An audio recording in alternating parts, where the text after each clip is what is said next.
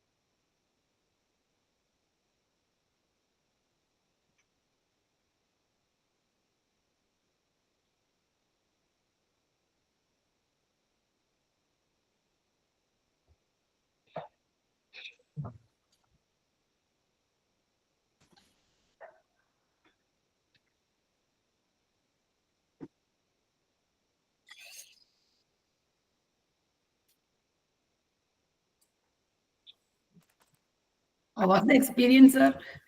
Any difficulty while taking the sessions? No, nothing. Yesterday, just now one power went in between. That's it. So immediately our generator gets on, so that no issue. That only once it got muted, no. Our Yeah. that is but rest of the things are fine. Okay, sir. No And problem. it's a quite new topics. I have learned many things Okay. by this. Okay. We are also lucky to get you. And Yeah, after Manoj sir told, no, that's yeah. why. Actually, earlier I asked him to get some other topic, but he Yeah. said already given all those topics already shared with the different resource person. Yes, sir. Then it was actually this topic was new to me. Oh, sir. Then I searched on the web and I got many materials, almost 50 to 60 materials I got, and Okay. finally, And I once we got the plan, I circulated the list to my friends also those who are confident in which session like that they given me the feedback. By that way, I fixed the resource person, uh, and that some things was remaining. And I my first consultant is Dr. Manoj. yes, that's a That nice person. he constantly supported me, given the preparation of the schedule and other matters. Correct. Okay, like that day, this happened. Yes, it was very nice. Okay, sir. We also got the same topic, digital forensics, Okay, in the month of January. We okay. are also conducting during that time. Adult course Yeah, online. same similar kind of a course. I'm at the almost maximum. We Okay, already tied up with the one industry here. oh, So cyber security defensing industry. okay, So those people are like arranging the resource person. okay. Okay, I will try to attend that course if time Yeah, permit. I will send that. Okay, So sir. the topics I kept remain same. Only Okay, resource persons are different entirely. okay. And this timing is also very hectic after Correct. working hours. We have to sit, but Yeah, correct. convenient is that there is no need to travel like that. Yeah, That correct. also a plus point. For the resource persons also, traveling for a session is Ah, difficult. that is fine actually. It Hmm. is a very nice one because online came, no? After Yes, online, we could able to deliver to the foreign countries or anywhere. that's a good When thing. we can share the content from various people like US and other people with the Yes. some timing adjustment. Yeah. Yeah, if there is a very targeted or basic level students only, we need to be a one-to-one contact. Correct. Other case, Correct. this type of advanced programs can be in online mode like that. Online mode for faculty, no issue. Right. Faculty and PG students, they can. Okay, thank you, sir. Shall we start? Our Yeah. number Yeah. reached 50. Yeah. Okay. I reached 50. I think we can start now. So that other people will join one by one. That's true. Okay, welcome, dear participants. We are at the fifth day of our adult program, and we have the same resource person yesterday, our Manjunath Kotari, and we can continue with the tomorrow yesterday's lesson session. Welcome you to new day 5. Thank you, sir. Warm welcome to you also. Thank you. We can start the session now. Yes. Thank you. Thanks. Once again, thank you, madam, and also all my dear participants for this today's session. I will continue with the yesterday's topic.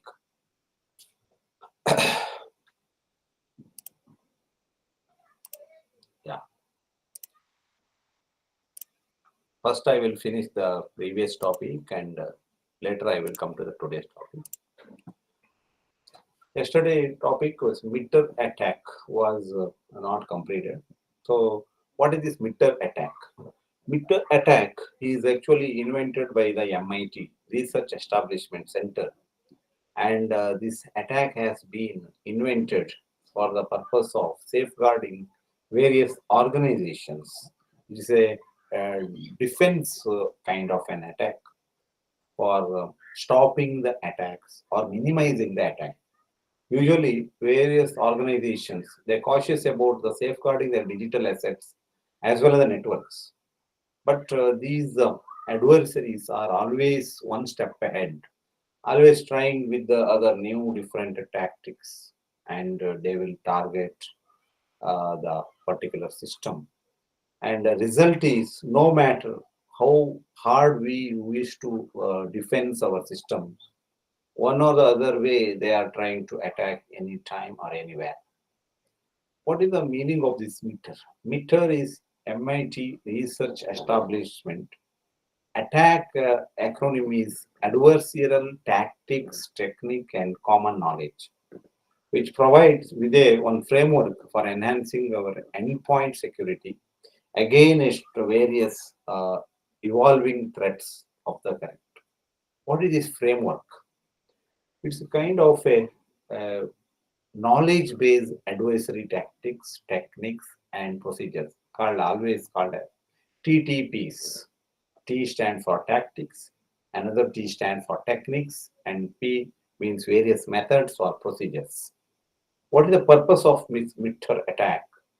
Standardized language for describing all cyber attacks so that the structure will contain the following things: why the attacks happens, how it will happens, and when or what are the specific methods they use, that means sub techniques. This is the major structure of this meter attack. Various use cases like threat modeling, analysis of the gaps, means our problems, by red blue teaming, also categorizing or classification of the threats. These are some of the use cases. Major benefits here is it improves the test detection, and also we can immediately go with the response incident or incident response one. Meter attack is a globally accessible knowledge-based adversary tactics. It contains TTPs, means tactics, usually representing the objectives and motivations for the action taken by the adversary, and techniques, which represent what are the methods the attackers use to accomplish their tactics, and the procedures means a real world application of techniques, how these attackers are going to implement their methods to get the details of the our network or corporate network.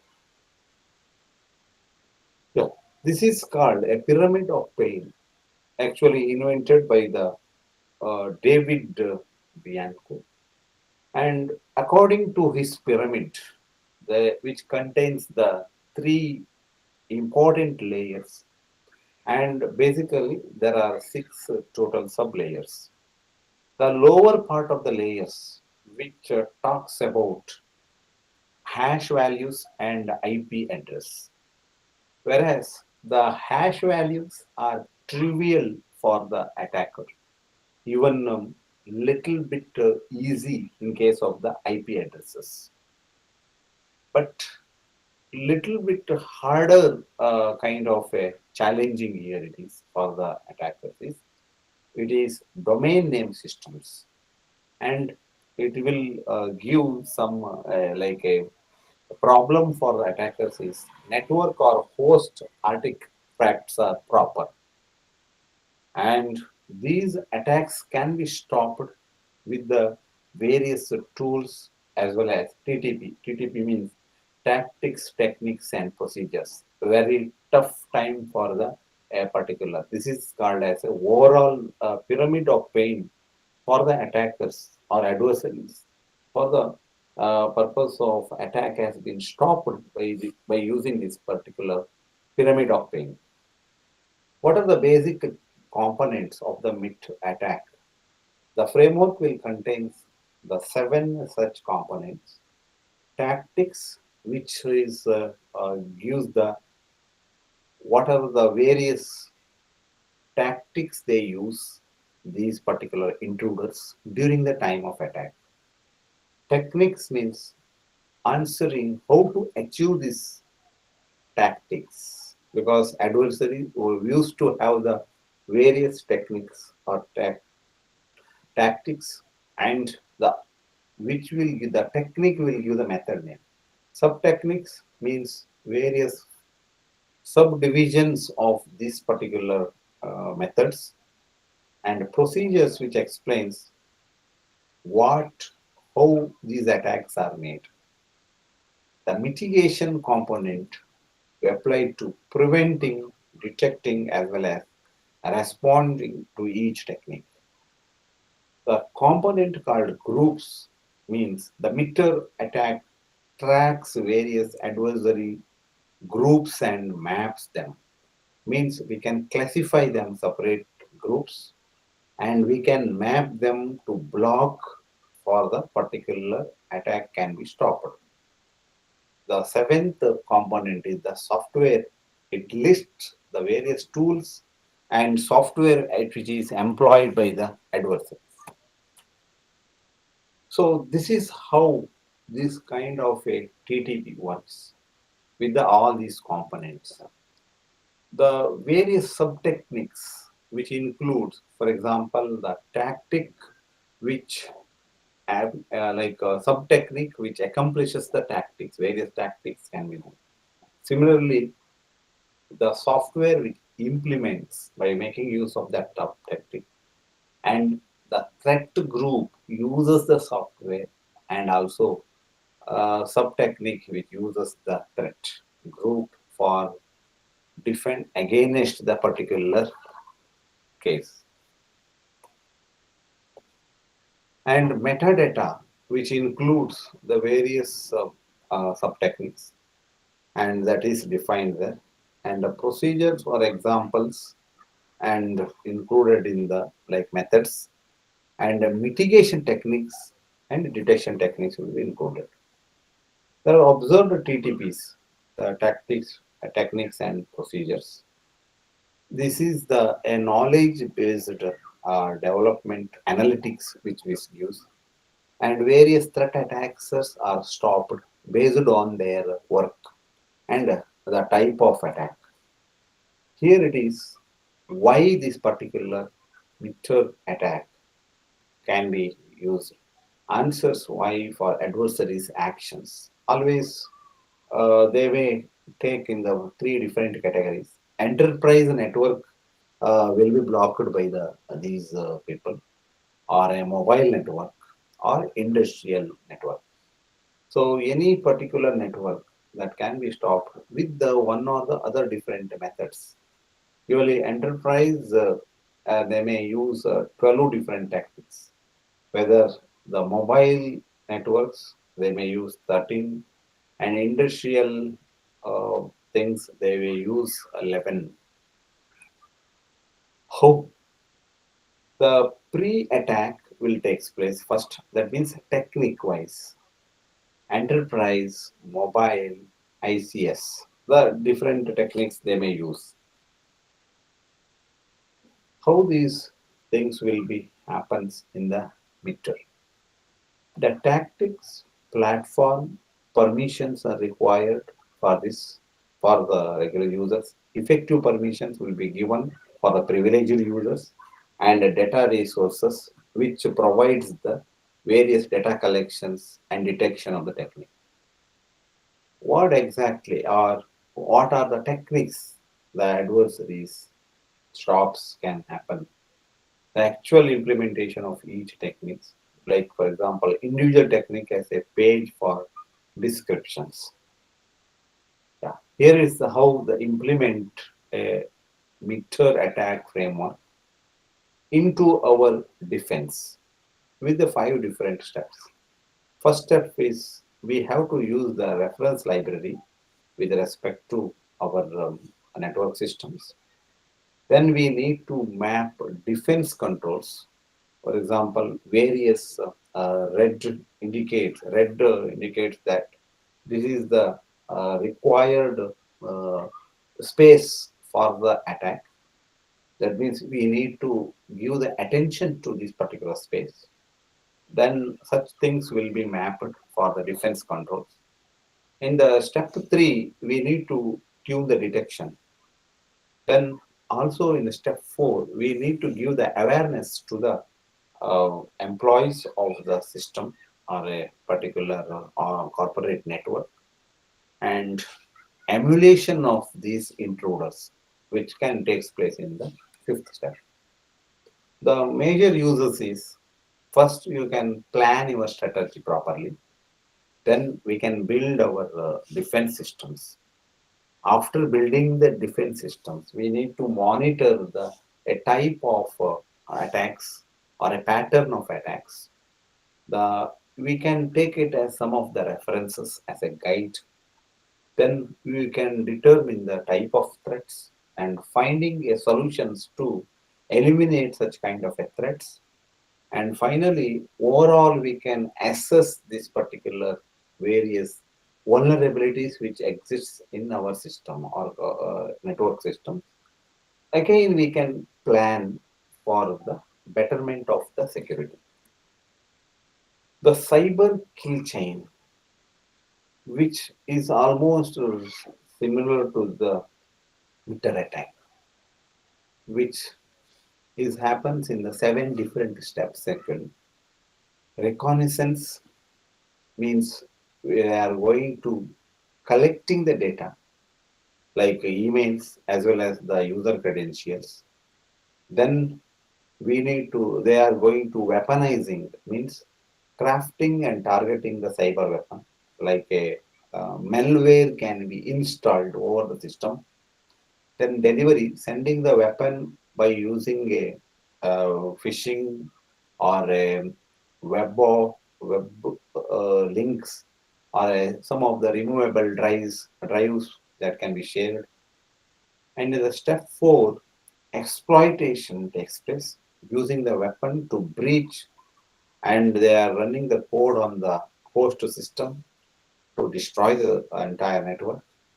And finally, the same malware will be installed over the host systems. In the 6th step, they will take command and control, because remotely they will handle all these actions.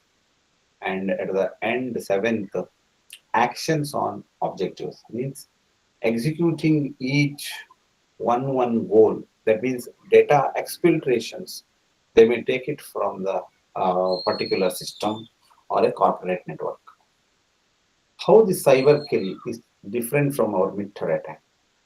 Meter attack, which has an initial access, whereas in the cyber kill chain, it is a reconnaissance collections. But meter attack, which takes place in our defensing system, which uses execution, persistence, privilege escalations, and defense evasion, even the credential access. So, discovery, lateral movement, collection, data exfiltrations, command and control, and finally, we are go with the impact of entire thing because one which I already explained in the cycle of meter attack.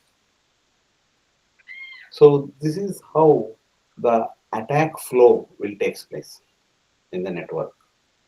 Initially, the problem will be defined and following solutions and impact will be monitored. This is the basic of the particular method. Here, the problem means the defenders will often always tracking these intruders. And this system, meter attack system, will automatically collecting all these or tracking all these informations, whereas they are focusing on one specific action at a time rather than going to meet all at a time or addressing all at a time, and they can understand effectively the particular type of problems.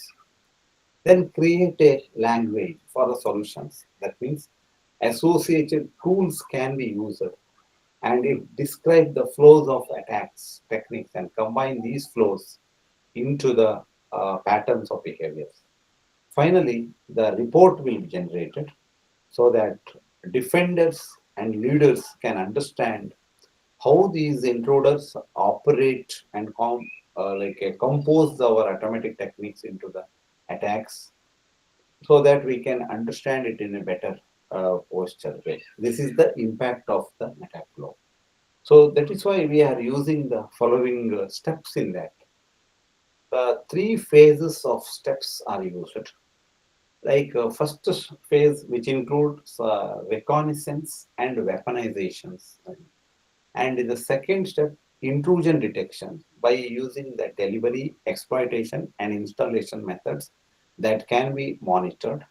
And finally, they are using the breaching systems so that the breach phase will find out command and control, and their future actions are monitored here. So the main aim of this meter attack is to create a diamond model. So this diamond model will give the four-way representations.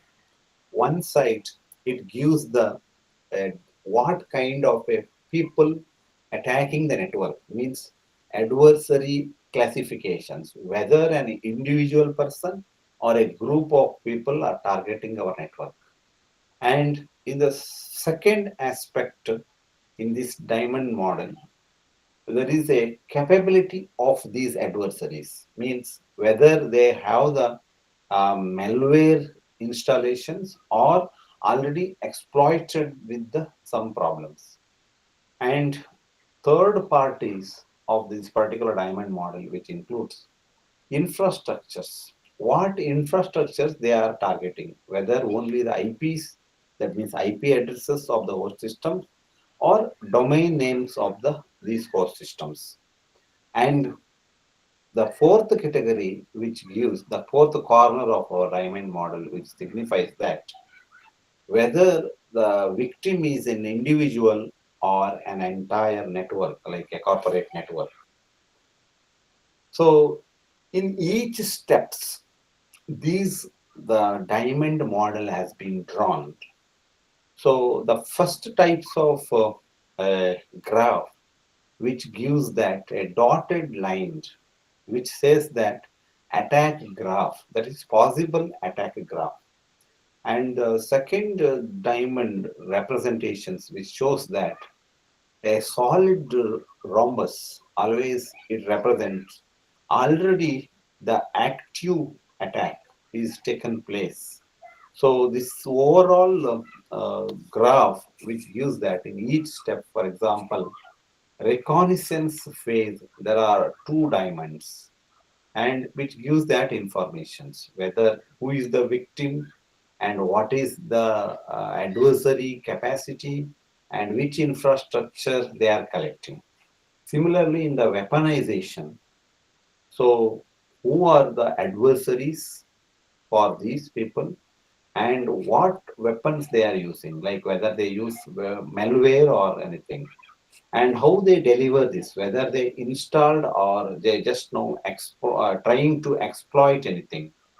So the exploitation will give the more answer, and installation command control will give here, and finally what is their actions on these particular objectives. So this graph will able to track these kind of it in a meter attack. So this uh, views the entire differences between cyber kill chain and meter attack. Usually, the origin is a look ahead Martin kind of things in a cyber kill chain, whereas meter attack it is a research establishment has given. But the focus of meter attacks is trying to understand the tactics of techniques of the intruders. Whereas in cyber kill chain, they are going to understand all the attack life cycle. The structure is different. Whereas in cyber kill chain may use the linear structure, but whereas in the case of the non-linear types is used in the meter attack systems. And the granularity is high, whereas in the case of the meter attack, that means high level, whereas in the cyber kill chain is a generalized one. Applications means meter attack can be used in the various analysis, like trying to understand the threats as well as sorry detect the threats, and also making a red teaming, like categorizing red and blue teaming.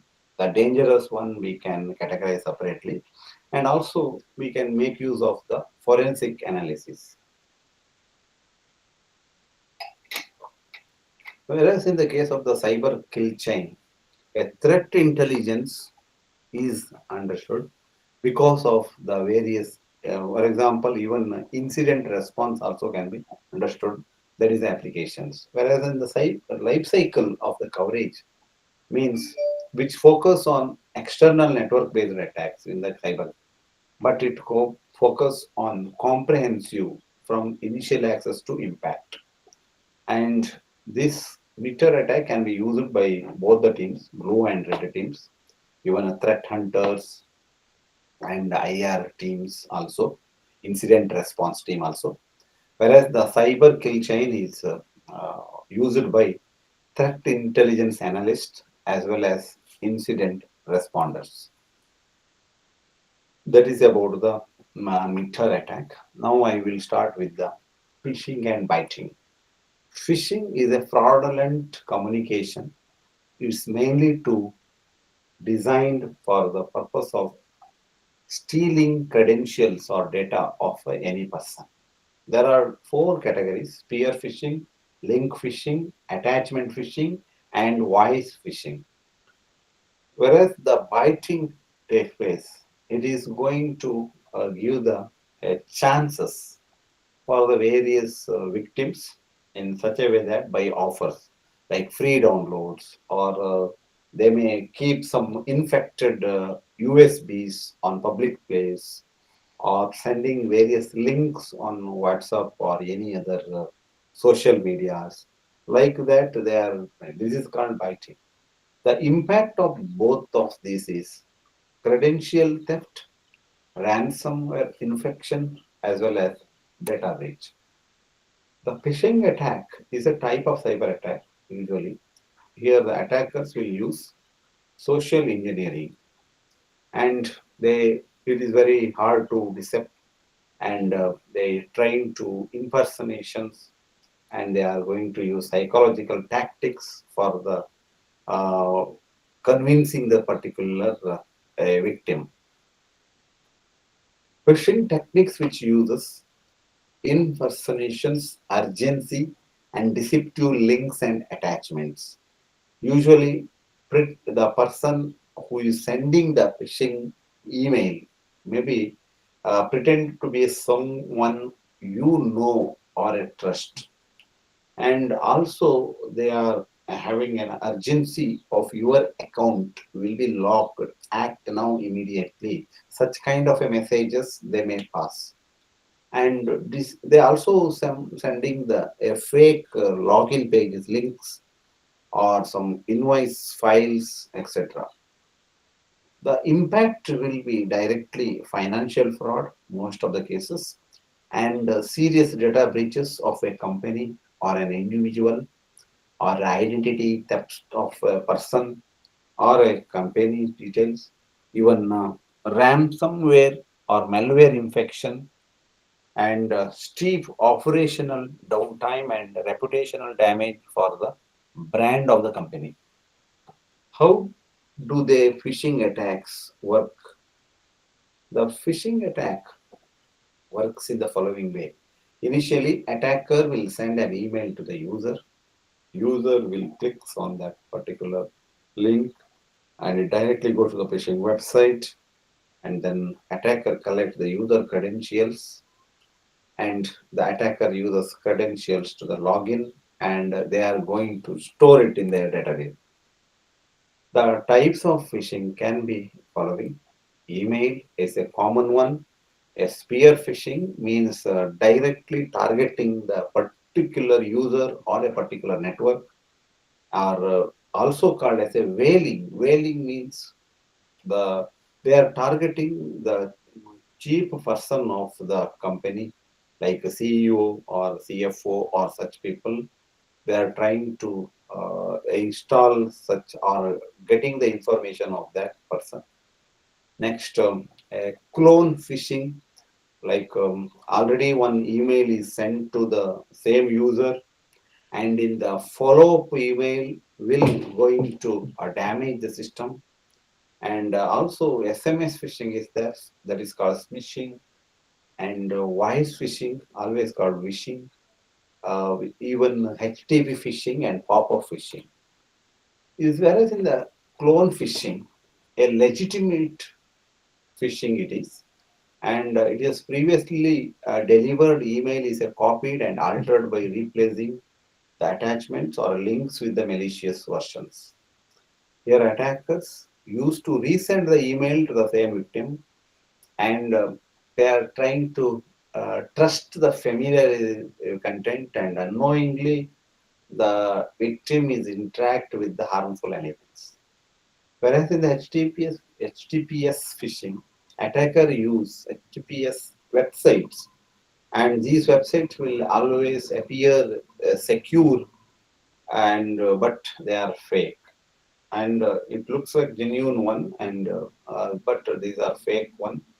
As the users see what looks like a secure and legitimate site, and always they are going to give their credentials in that. Whereas in the pop-up phishing, most of the this kind of a phishing involves malicious pop-ups windows. They are prompting users for login information or any other sensitive data, and these will mimic legitimate login forms of any particular uh, website.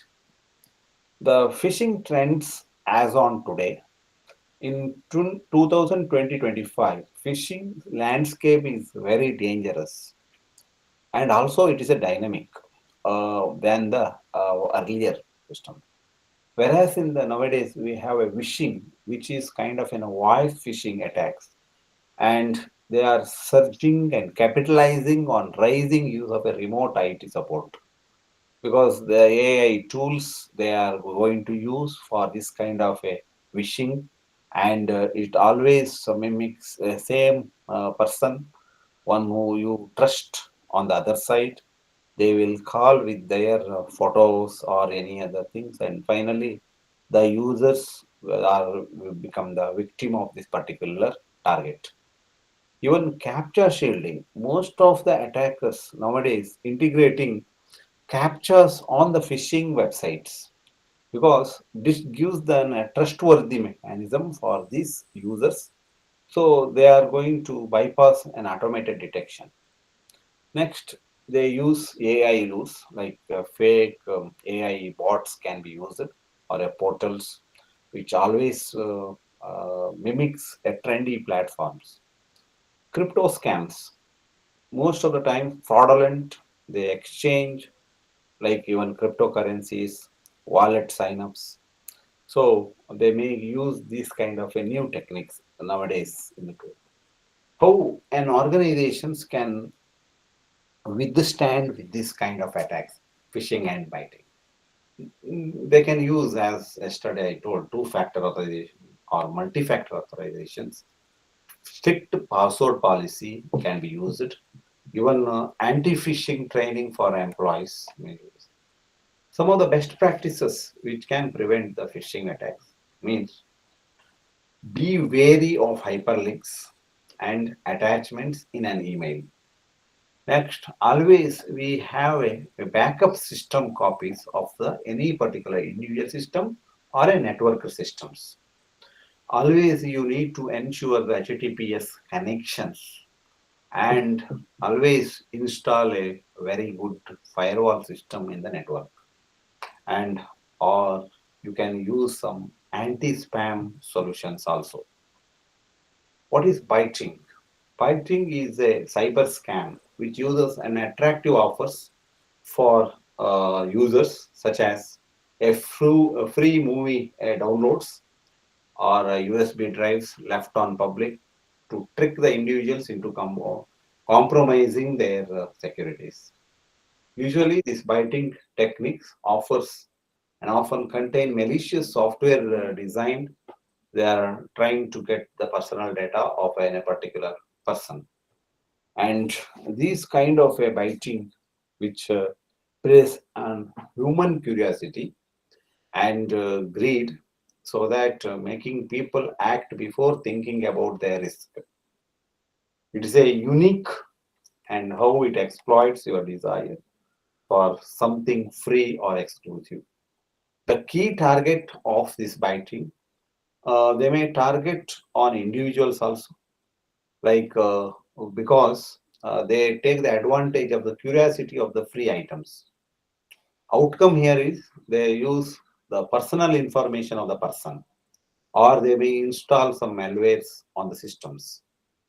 Whereas in the businesses, why they are targeting? Because trying to access some sensitive corporate data. Outcome, they may compromise the systems or sell these data or exploit the data. And also they can target on the organizations because they wanted to access some valuable data in the government agencies and institutions like Aadhaar is one of the things. So such kind of data they may target, and finally they gain access to the networks and finally steal or sell this data for the other parties. Various prevention methods. First of all, we need to educate the employees about these tactics. Next, always you need to avoid the links from unknown sources. Always we used to check the email where which place, whether it is a known email or unknown email, that you have to check properly. Keep the security software updated. That is very, very important. And it should run in your system always. And always you have to scan all external devices for the particular malware. Then report any suspicious activity to the IT department. What is the difference between biting and phishing? So phishing uses trust-like posing as a member of staff, whereas biting uses some temptations like a free offers for the users by using an virus system. The common things between these is totally phishing and biting is to trick the user into compromising the data only. The deception tactics will be many. And the deception tactics of an organization's main purpose is to misleading an attackers and the gathering the intelligence. The techniques can be we can make use of the honeypots or decoy servers or some fake credentials. Benefits of this deception techniques means uh, early attack detection is possible so that we our cost will be reduced.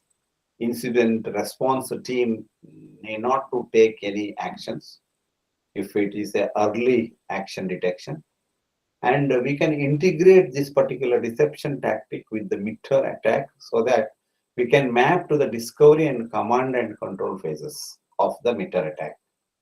And real world application, we can use it in the threat hunting and active defense systems.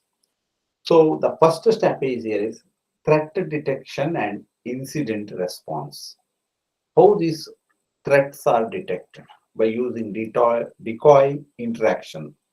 Maybe real-time monitoring is required on the other hand. Further, we need to identify the attack vectors, then need to generate the high fidelity alerts. The incident response activation should take place for a particular threat detection and incident response time.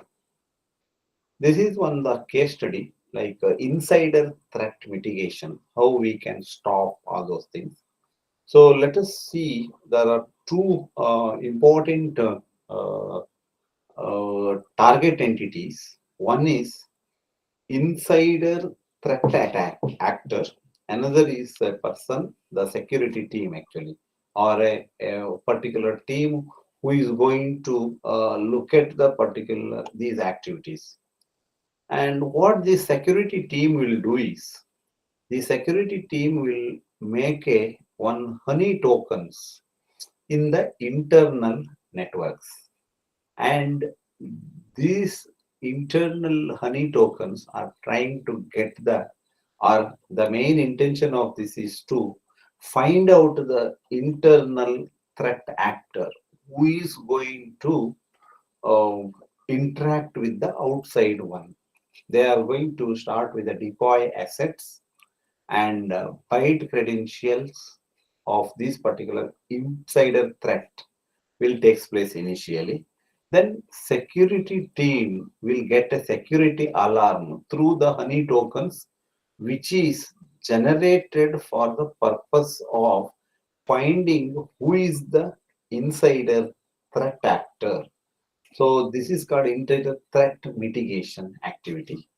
And here, if this particular honey tokens will give an offer to this particular insider threater by sending a free offers, and that for free offers he is going to compromise with the a company data or something, and finally, and these honey tokens will offer this particular insider threat actor and trying to get that information by these honey tokens. Actually, these honey tokens are handled by the internal security team only. So this is the way the security teams are finding the internal threats actor, or this is the one of the way for the mitigation. Here is the steps here.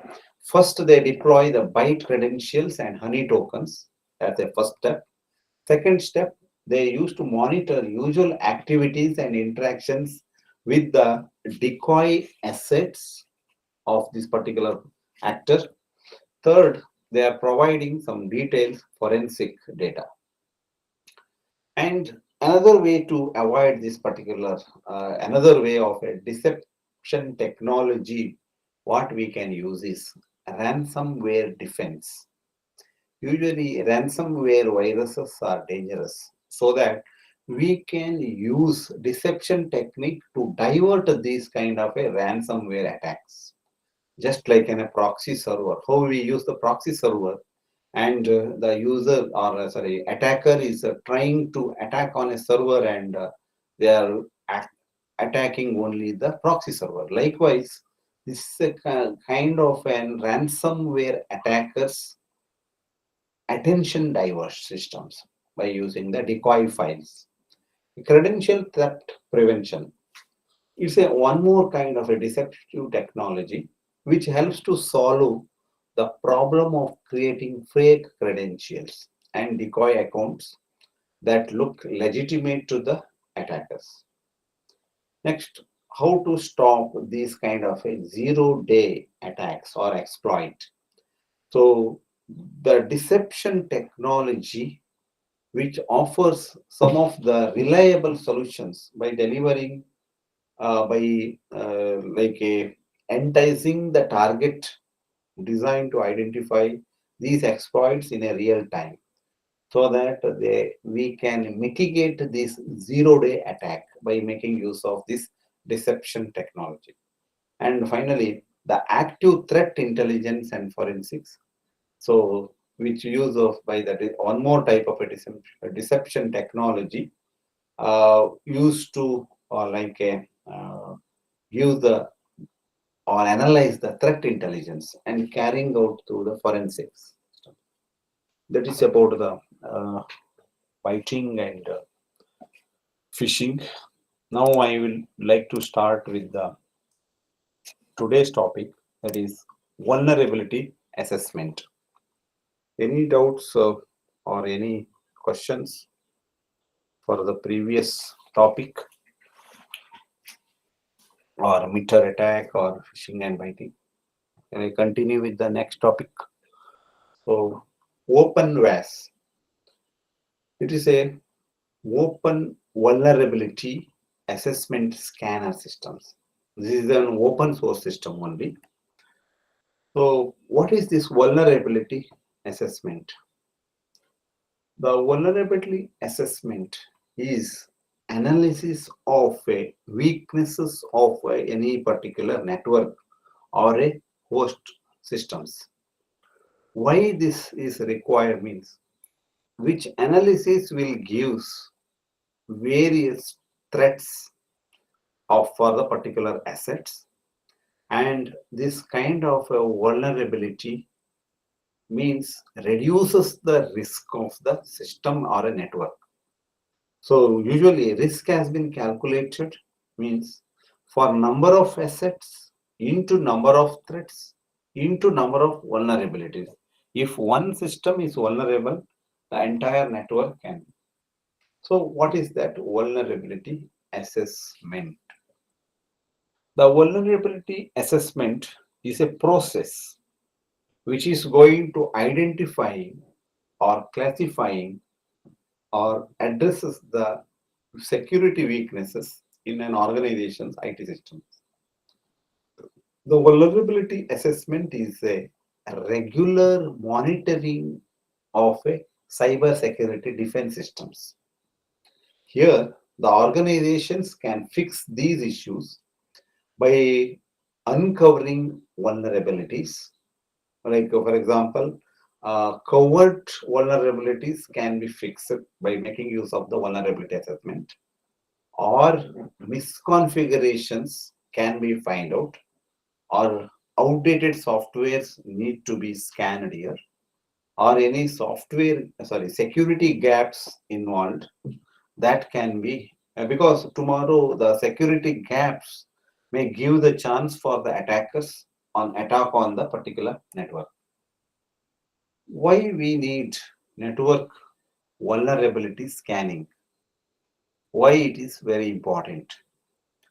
So it going to detect anomalies means detecting and classifying the system weaknesses, whether it's a single system, whether it is a network system. Various anomalies can be monitored and detected and taken care of removal of such kind of anomalies. And it provides, the vulnerability assessment provides a proactive mitigation. Why? Because all these vulnerability assessment already scheduled and automated in the system. During the installation time only, we have to make that configurations, schedule time. For example, every day, this particular time, we need to more like a make the vulnerability scan, and it is a kind of an automated system. We need not to make enable uh, each and every time. If we are going to make every 6 hour such kind of a vulnerability scanning, or 3 hours, or a 24 hours, it left to the particular organization. And also, it is going to inspect the entire attack surface. How? Because it is going to compare the target attack surface of to a database system. Means whether the target attacker is going to attack your database system, or whether he is going in depth, or whether he is only collecting the lower level informations. And why this kind of a vulnerability scanning is required or important? Because it gives the compliance report for the cyber security and legislations for any particular company. So it gives an compliance report as per the cyber security regulations, so that it gives an a safer side for the vulnerability assessment, which happens regularly in the particular organization. It provides a cost saving. Means any early detection of vulnerabilities will reduce harm to the particular system, so that incident response team is not to no need to respond the things with the cost, so that they can already detected this kind of a vulnerabilities. And this vulnerability scanning will offers continuous monitoring, like any change in security measures with the response to the new threats, like emerging threats, that can be stopped with this. And also which give the safeguard to reputation of the companies. Means so businesses will continue as per the particular systems, or the particular assets of the organizations will remain same. How does vulnerability assessment work? Okay. Any doubts so far? Okay.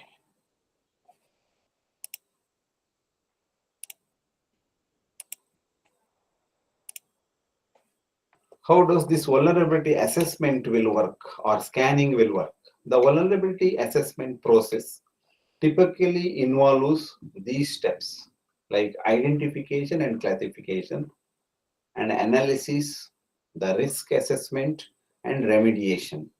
These are all the four different steps the vulnerability assessment will take place.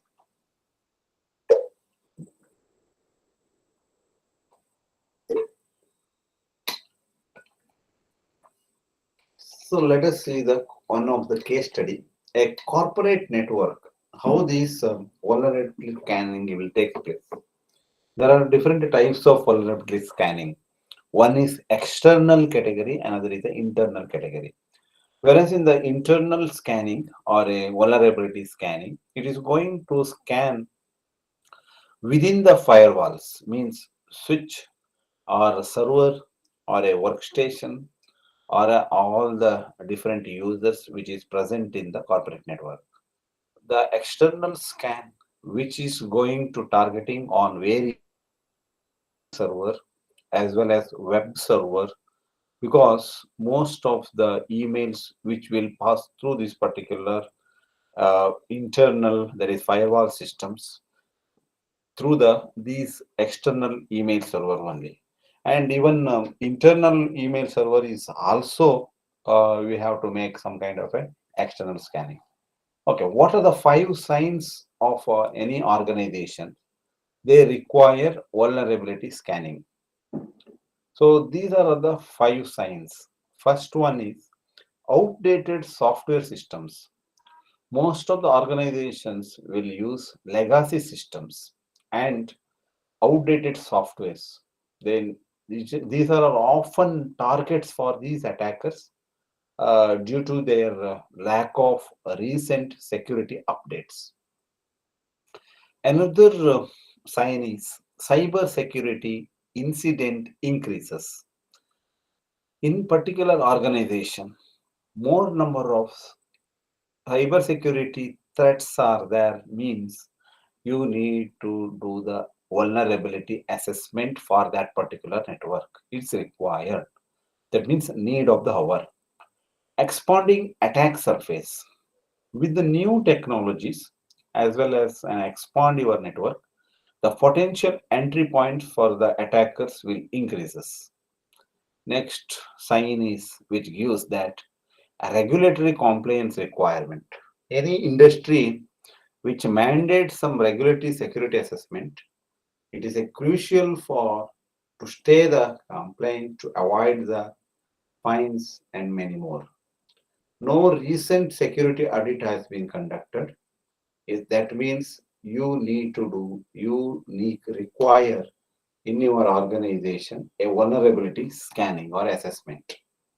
The different categories which included one is the network based scanning tools, host based scanning tools, and wireless network scanning tools, the application scanning tools, and database scanning tools. These are the major categories of this. Let us will look into the one by one. Network based scanners or assessment. These network based scanners are mainly designed for the examinations of the organization's infrastructure. That means network infrastructures. How? There are four steps we can have the scanning. One is need to do the port scanning. That means during the time of port scanning, which will we can identify the various open ports. Actually, these open ports are entry point for these attackers. Next, service detection. And during this time of a scanning, which determines which services and applications are running on open ports, that can be identified. And third important types under this networks based scanners is configuration checking, so that this assessment gives a report of a assess network devices like how many routers, firewalls are under the misconfigurations.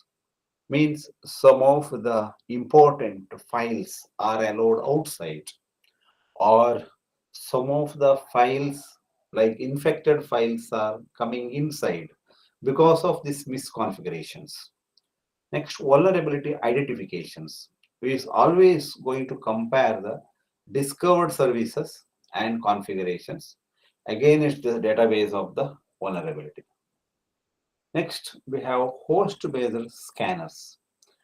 The host-based scanners focus on individual servers or a workstations or an individual devices. What are they are going to scanning? The first thing is they scan for updated unpatched softwares. So first it detecting outdated software and operating systems, and these outdated software and operating systems may have known vulnerabilities.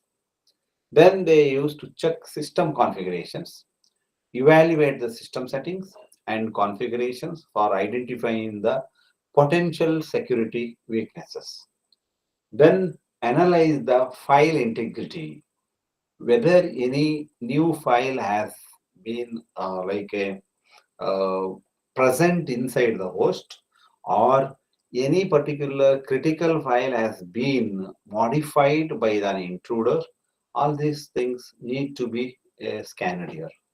Next, detecting the malware systems means identification of a malware infections or any suspicious activities, so that to avoid the this compromisation of the system security. Application scanners. It is focused on specific tools. So these assess the security of web applications especially. So it can be done in the three different steps. One is examining the application code. Without executing it, we can have the finding vulnerabilities like SQL injection, cross-site scripting, that is by using the static analysis. Next, dynamic analysis means test the application while running so that it gives the some or detecting some of the issues. So that can be avoided here. Third one is API security testing. In this security testing, it is going to evaluate the security of the application. For example, APIs which provide the various insecure, for example, issues, insecure data handling or improper authentications. Another type of scanning is database scanners. In this, they are designed to analyze the security of some of the critical databases. In this database, it is performing the following types of jobs. The assessment, first assessment, which is going to give the review about the configurations, means checking misconfigurations that could expose database to unauthorized access or attacks. Data encryptions means whatever the sensitive data is sending by the users are encrypted in during the transmission or during the storing, and that is mainly to protect it from some of the unauthorized access. The next database scanners, what it do is user privileges. It is going to give the a review report about a database user accounts and what are the types of permissions they have. Like user privileges is given only to view option or only with the view and edit option is given, or based on that the privilege of the user, it is going to scan the particular system. Next, patch management.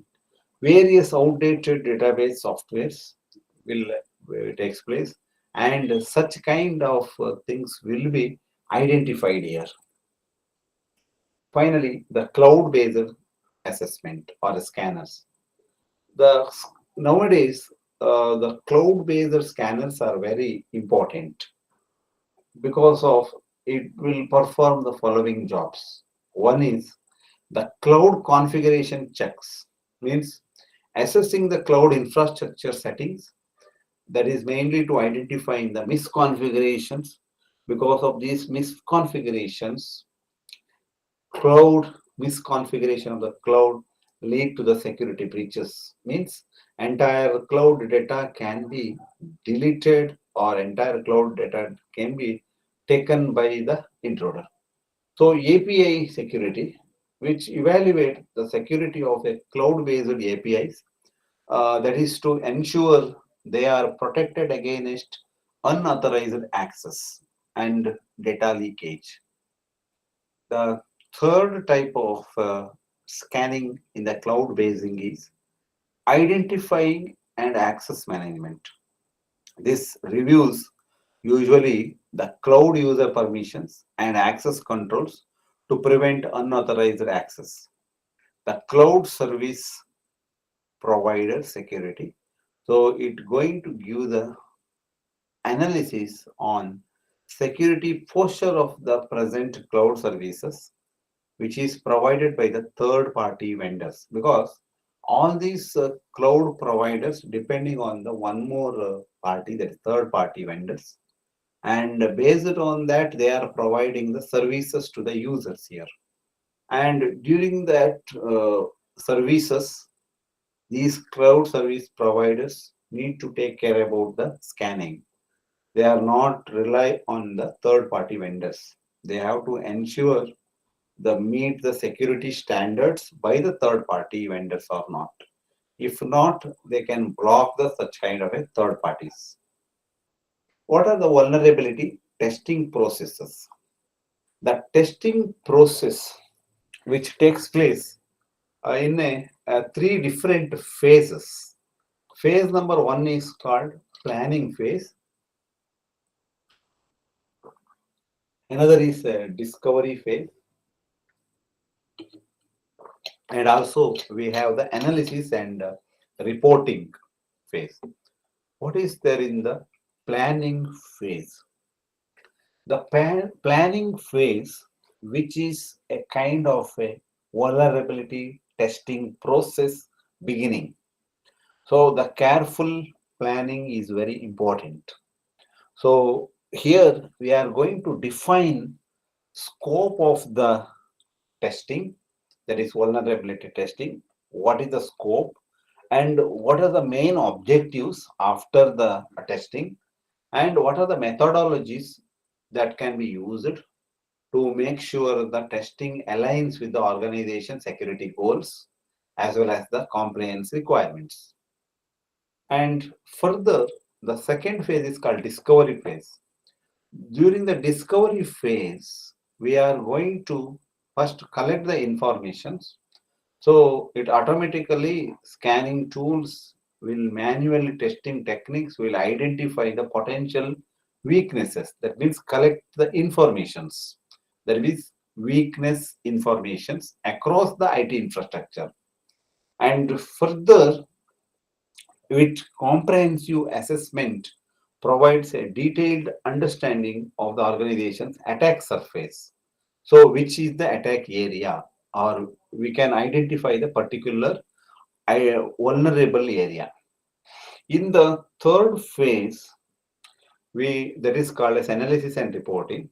It is going to identify vulnerabilities, analyze it to understand their potential impact.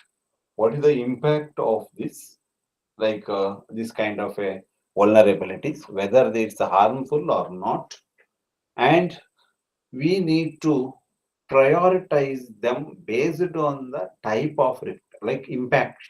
Impact analysis is done here. Based on the impact analysis, we can take some response, that is incident response thing, whether to detect based on the priority.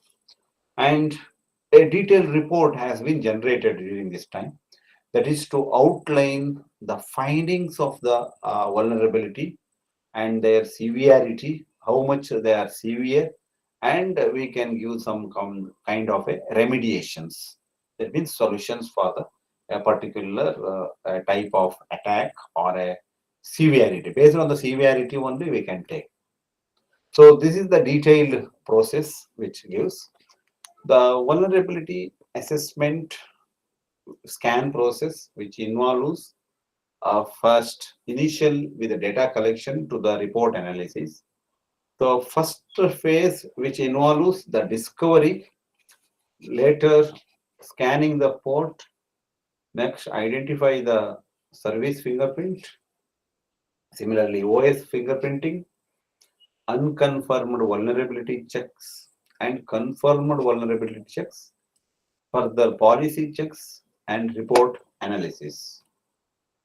Vulnerability assessment is a kind of a scan process which involves these 7 steps, which is listed here.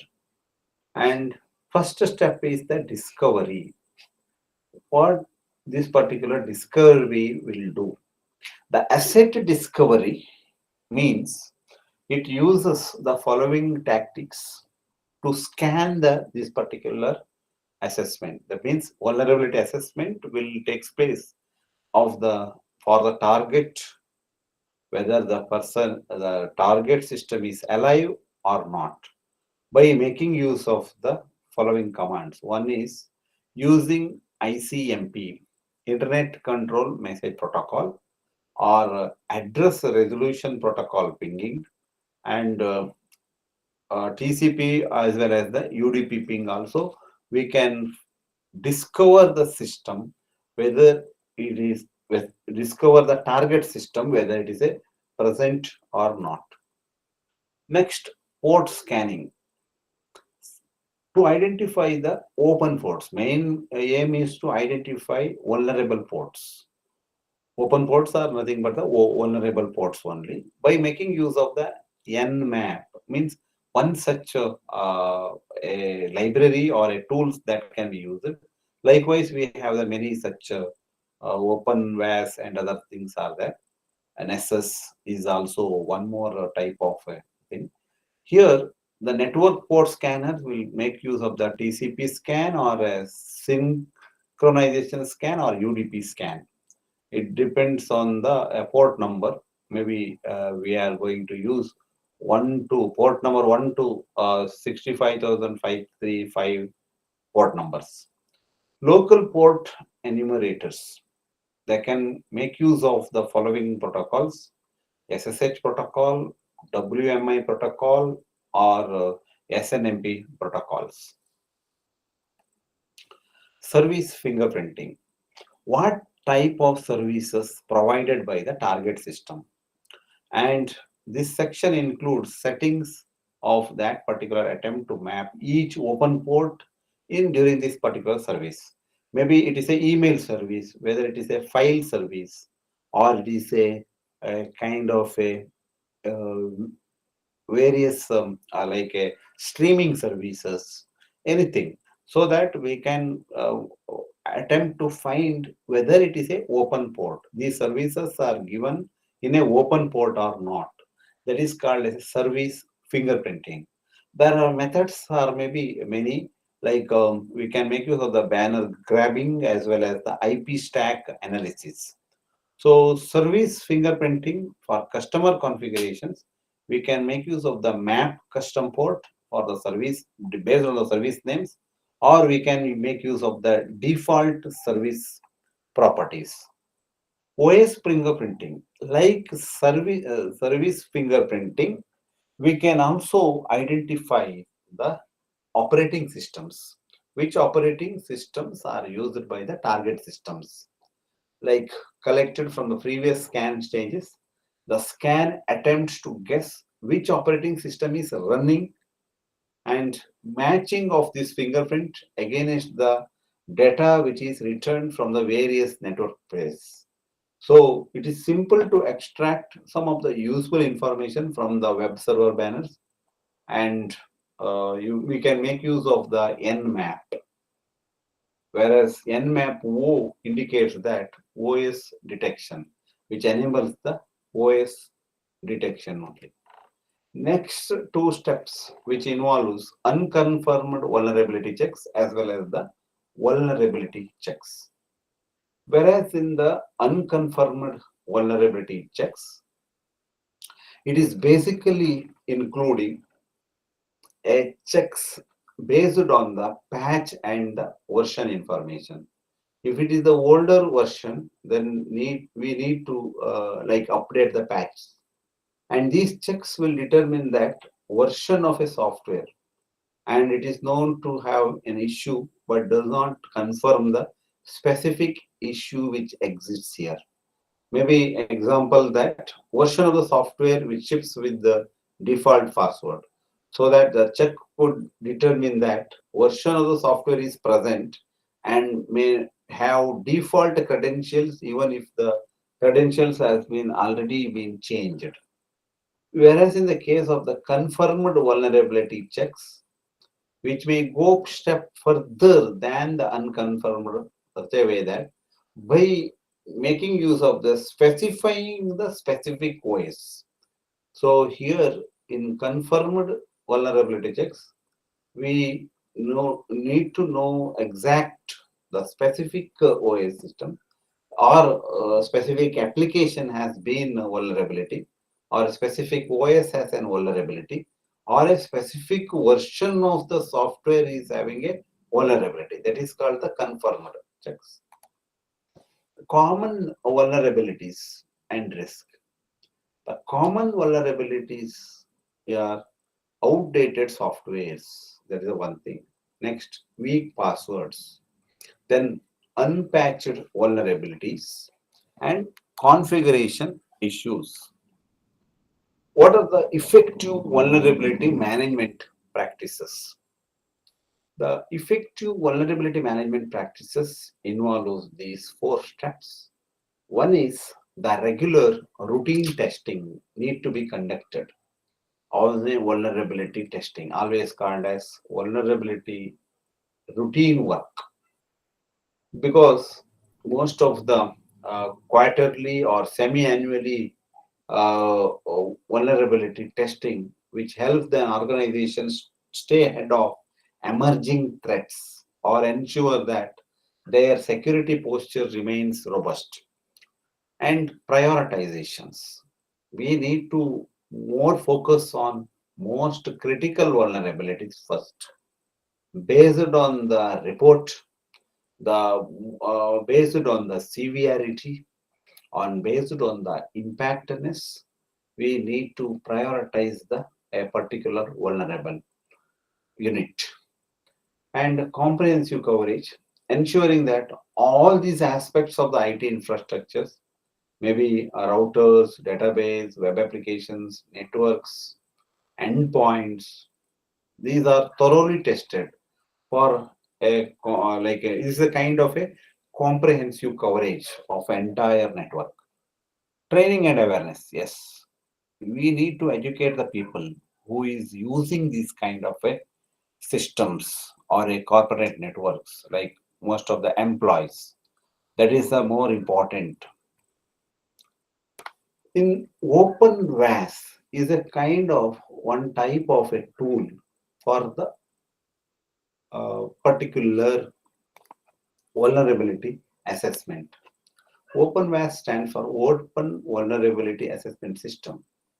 In this vulnerability assessment system, a software framework which includes several services, and it is a tool which offers vulnerability scanning as well as also it manages the vulnerabilities. And all these open WAS products are free softwares. That is what is the open source. And most of the components are licensed under the GNU General Public License. Means plugins for open WAS are written in the Nessus attack scripting language. What are the benefits of this? The benefits, major benefits are open WAS is a open source and which makes use of the Nessus version 2 as its plugin engine. And it is compatible with the different operating systems. And also it gives history of previous scans. The limitations of this open WAS is which gives more false negative informations in the report, and it determines or finds less number of vulnerabilities as compared to the other open source tools like Nessus or Nexpose, and it requires 2 to 3 services to perform this vulnerability assessment in a better way. This is just an overview. Okay. Open WAS architecture. The architecture of the open WAS is broadly classified in a 3 different layers. First layer talks with the clients, entities, and second is talks with the service entities, and the third layer talks with the database entities. Okay. Usually, the scan will targets or scan targets of a particular system or a network. How they will do this? Actually, there are 3 different layers are there. The client versions, of course, client WAS CLI entity, and one more entity called as a Greenbone Security Assistant. Whereas OpenWAS CLI is a set of tools which allows some of the administration of the OpenWAS tool through the shell only. Whereas the second one is called as a Greenbone Security Assistant. The Greenbone Security Assistant is a kind of a web-based tool so that an intuitive interface of the various uh, vulnerability assessment that you are making. And the third one is Greenbone Security Desktop. It- Which is a Greenbone Desktop Security will gives an GUI interface, and that is the client parts. And further, the it will goes to the service part entity. In the service entity, there are three entities are there. OpenWAS scanner entity, but OpenWAS manager entity and administrator. But administrator will collect the information from the Greenbone security desktop, and similarly, the manager entity will collect security assistant. And these things are results. Everything is deployed or stored in the database, even configurations also, and that can be retrieved by the OpenWAS manager at any time. And further, it will goes to the OpenWAS scanner, and the scanner will make use of the network uh, uh, network vulnerability tests. Network vulnerability tests are the test cases of the different network systems, and that will be used by the OpenWAS scanner. These are the components I already explained, service components. It's a scanner component.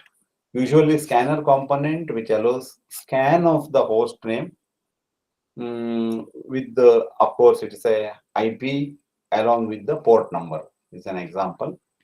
The manager entity is the main entity because heart of the OpenWAS is the manager entity, and administrator entity is a component which through which users can manage the various updates like inputs.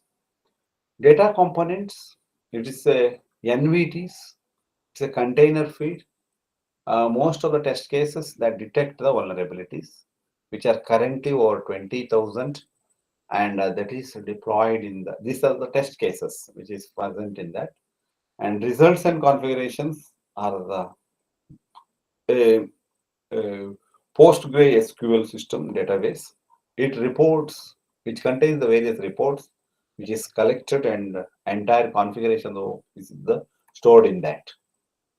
OpenWAS feeds are daily synchronized through the cloud systems, so that it makes use of the three different types. NVTs is the one type of a data feeds. A SCAP is the another type. CERT is the one more type. What is this NVTs? NVTs means network vulnerability test cases. Similarly, SCAP in the sense security content automation protocol. Third one is computer emergency response team. How we can conduct a vulnerability assessment using the OpenWAS. Okay. First, we need to setting up the Kali for vulnerability scanning, so that I cannot give this in a demonstration here. So I will be giving the snapshots of that. This is the first step of setting up a Kali with the vulnerability scanning. And further, we can start with the services by using the command called netstat ANTP and OpenWAS start. Step one, we can connect to the OpenWAS web interface. So through this, we can connect the, like, of course, with the help of admin login, the user login, we can take place. You will be prompted through this particular dashboard of the Greenbone Security Assistant. And finally, we have different tabs are there. The step two, the tabs which is explanation about the administration tab, that is for adding users or a various groups or a roles of the different people, and it updates the vulnerability network vulnerability tests like NVTs, security content automation protocol, and computer emergency response team feeds. The administration tab, which contains the following feeds already, which is explained in the previous steps. Adding new users, similarly, other configuration tab, which includes targets and port lists and credentials and scan configurations, alerts and schedules, as well as the permissions. This is the configuration tab. Next, another set of tabs for information management tab, security information management tab, which include security information dashboard, network vulnerability test cases, common vulnerabilities and exposure CVs, and explanation of scan management, which include what are the tasks it does, what kind of reports it does, and what is the final result. Step 3 is the scanning, which uses the procedures like new target, like creating a target and a new task, as well as the scanning will takes place. And perform the vulnerability scanning using the OpenVAS in this way. Executing these commands will update the Greenbone database.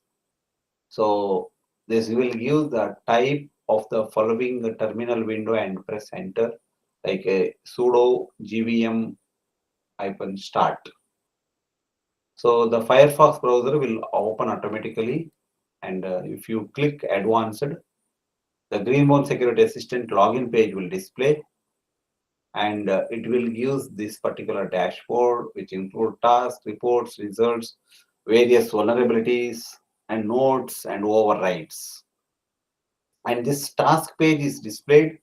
We can click on the task web wizard on the upper left side, just below the menu, and we can configure the host name here by clicking on the IP address, and we need to wait for till the scanning is complete. This will may take usually a 10 minutes time for scanning, depending on the network as well as the host one which we use. And these are the results, ultimate results we will get in the particular type of systems. Means with the red indicates with the more number of dangerous vulnerabilities. Likewise, we can select the ports also, port scanning also find out here, and that will be available in this repo. All these things, severity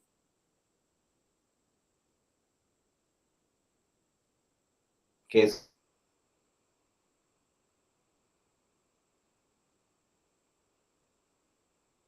I not go through this one because it is similar to that one, because already time got over. And this particular open source software is used by the Tenable, which scan for security vulnerability.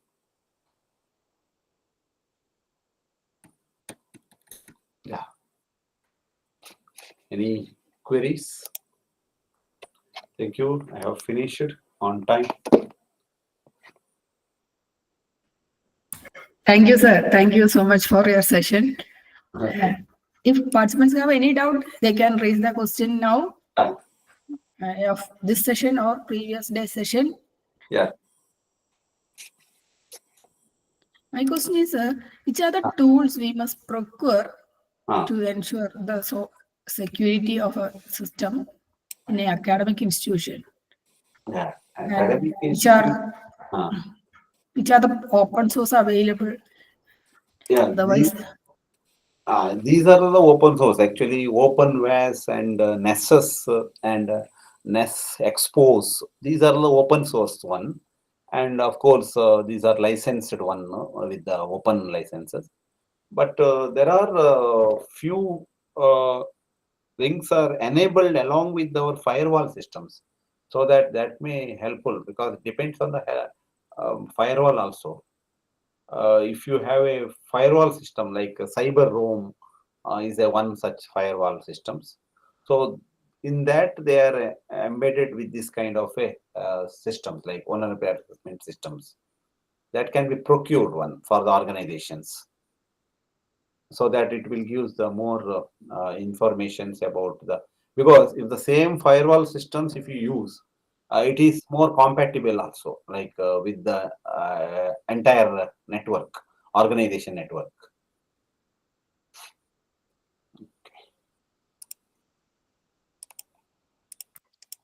Actually, how we have to do the test if we are distributed so many laptops for the faculty and they are using here and there, and while they are coming back from other network, what procedure we must take to ensure the security of the system Yeah. of a network in the college, like academics Yeah. institute. For example, cyber roam is a one kind of a firewall systems are there. In that, we need to register the faculty laptops or any student laptops with the MAC addresses. That is the first stage. And later, we can add these users to the same uh, vulnerability assessment tool. And that tool will gives more information about any kind of a problems which happens inside the network, so that it is a profiled one in a particular. By adding the users, you can make the profiles here in your tool, so that the any outside people are trying to enter or any unknown people are entered, then it will be easily detected. So most of the times, it is a requirement of the particular adding user in the particular system, like a network system, by making use of the this only. Like as I shown here in this earlier, adding user is very important here in this. I hope somewhere here.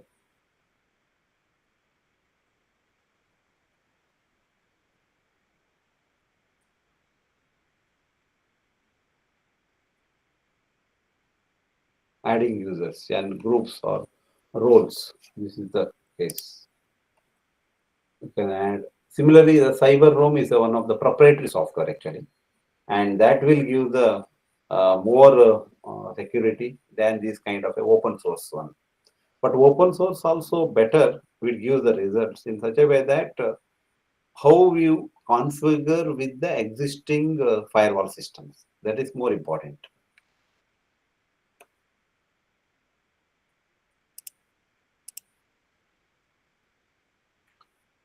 Any other things? Any questions or clarification required, or participants can propose their feedback here also. Thank you.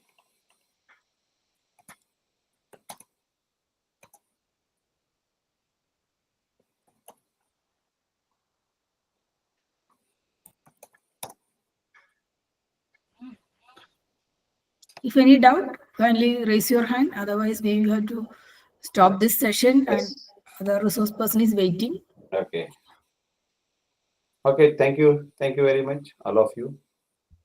Sir, I would like to convey my regards on behalf of this course and Government Engineering College Wayanad for conducting a resource less session for us.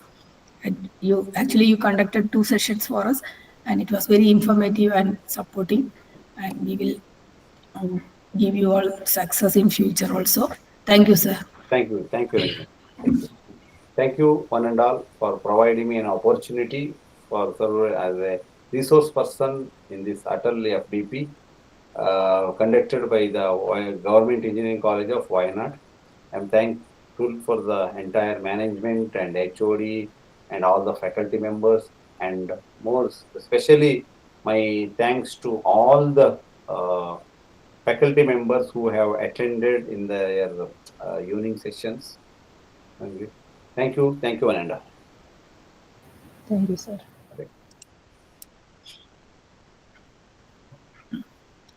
Welcome, Hiran sir. Thank you, madam. Okay. Am I audible? Yes, sir. Whether participants require a 5-minute break? Otherwise, we can start the session now. We could break for 5 minutes, no problem, ma'am. I'll start. Actually, Fine. actually, we have to give a 5-minute break. It's fine, madam. No problem. I'll wait. That's fine. Okay, we can have a 5-minute break. Respected participants, kindly join in this group after 2-3 minutes, please. In between, any participant have any feedback or messages they can convey here also.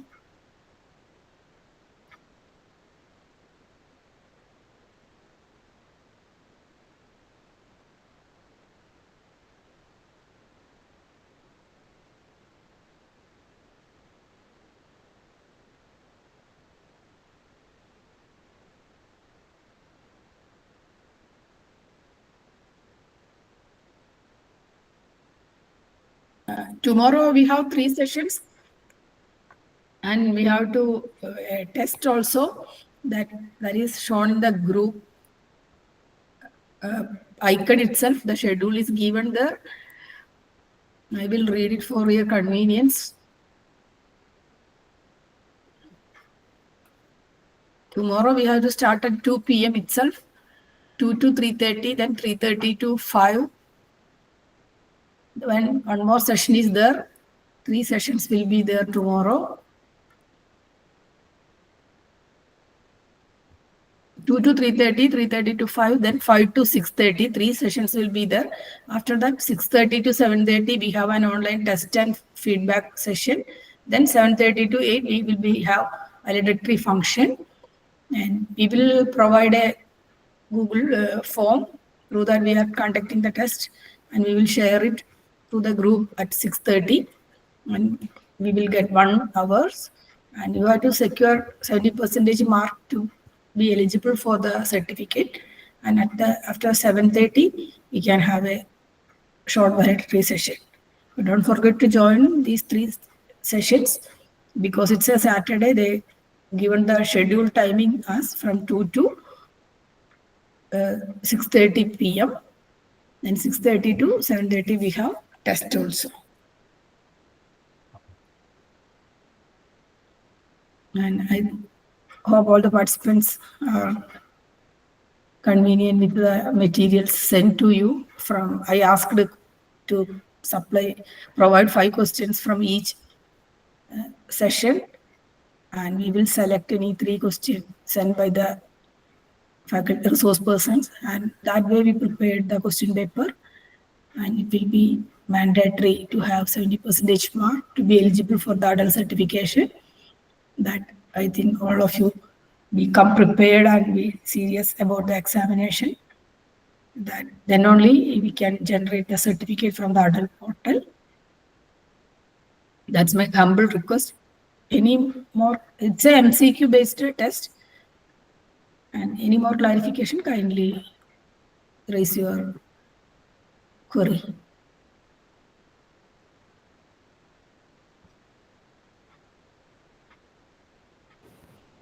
Ma'am, please tell about the feedback also. They need to upload their feedback in AICT portal, no? After the test, you have to upload the feedback in the AICT portal. After uploading mark and your feedback is completed, then only you will get the certificate. You can generate the certificate from the portal itself. Maybe some of you may be familiar with the procedure. Others, be careful to provide the feedback as you log in into the ATAL portal using your participant username, and in that you will receive a feedback link. Any other doubt? Is it possible to give a tools in a drive? We didn't collected these tools. Actually, they are open source, and it will be better we can search and find from the net. Otherwise, it will be consume much memory. Open was an SS. We can directly download. That will be a better thing. Yes, surely we will try to provide the links for the same. Okay.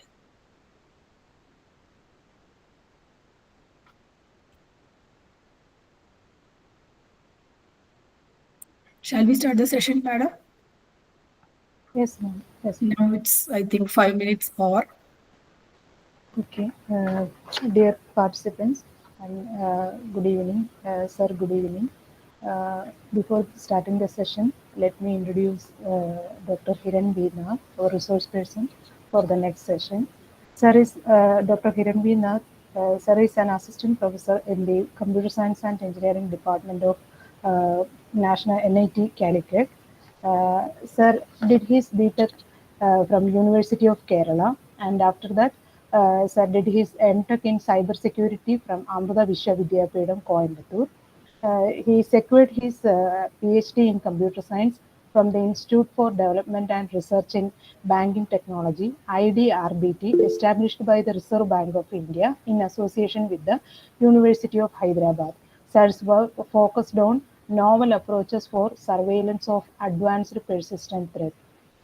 After that, Sir worked in industry also. Sir worked as software engineer at the Indian Space Organization (ISRO) through high-rel fabs, and Sir also worked as manager malware analyst at the Reserve Bank of Information Technology Private Limited (REBIT) Navi Mumbai, and other than this, Sir has two patents in his credit related to malware detection and prevention, Indian and also US patent.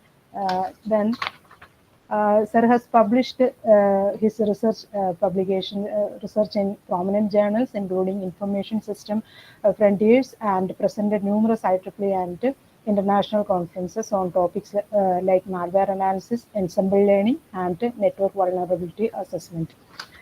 Sir's expertise lies in cybersecurity with a strong focus on malware analysis, advanced persistent threats, and digital forensics. We are very happy to have you, sir, for today's session.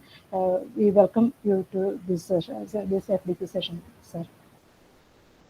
Thank you, madam, for that detailed introduction. Okay, Welcome, sir. so I'll start the section.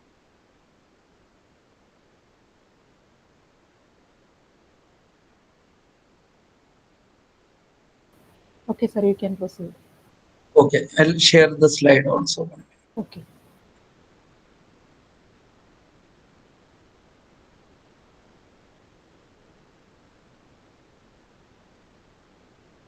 I'm actually keeping two machines, so just to give. Okay, so my topic of today's presentation is penetration testing tools, and like I'll be also saying some exploitation technique procedures which we'll be using. So hope I am audible, right? My audio is fine, right? Yes, sir. Yeah. Okay. Thank you. Okay. So like earlier, I think your sections were related to the vulnerability assessment, right? So like what is difference between vulnerability assessment and penetration testing? Like most of us generally gets confused on what it is. What is vulnerability assessment and what is penetration? Because we generally say it as a vulnerability assessment and penetration testing. So, but it's so couple of things is there which I'd like to discuss here is before going further is whether we are allowed to do penetration testing always or the whether it's not allowed at some point, it's allowed at some places. So like unlike vulnerability assessment, generally whatever we focus on vulnerability assessment we'll is that we'll try to find out the problems which can be there in the system, but we are not sure whether it's there, whether it can be exploited, whether it can be exploited by someone and they could lead to an attack which leads to maybe a destruction of some resources. So like so it can be leading to a multi-stage multi-vector attack also. So there can be an exploit, like maybe I'll like explain it with a case. Like we generally say it as Stuxnet, which is actually one of the malware which we generally say as a emerging point of APT, advanced persistent threat. It was infecting actually the Iran's nuclear power plant, which is actually used for enrichment of nuclear resources.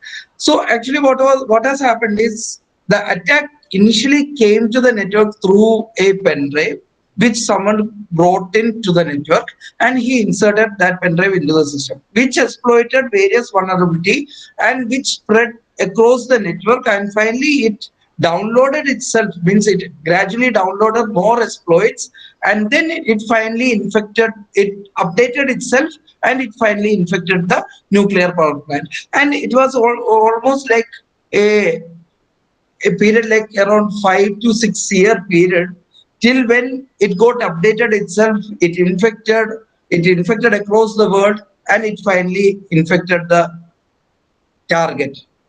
So vulnerability in there can be vulnerabilities which are exploited in betweens. Like, means the first vulnerability which was exploited is the human factor which is there. So we generally have a human factor where we'll bring in all our devices, we'll insert the pen drive, maybe someone says like don't use the pen drive, we'll always use the pen drive, we'll insert, we'll copy things, we'll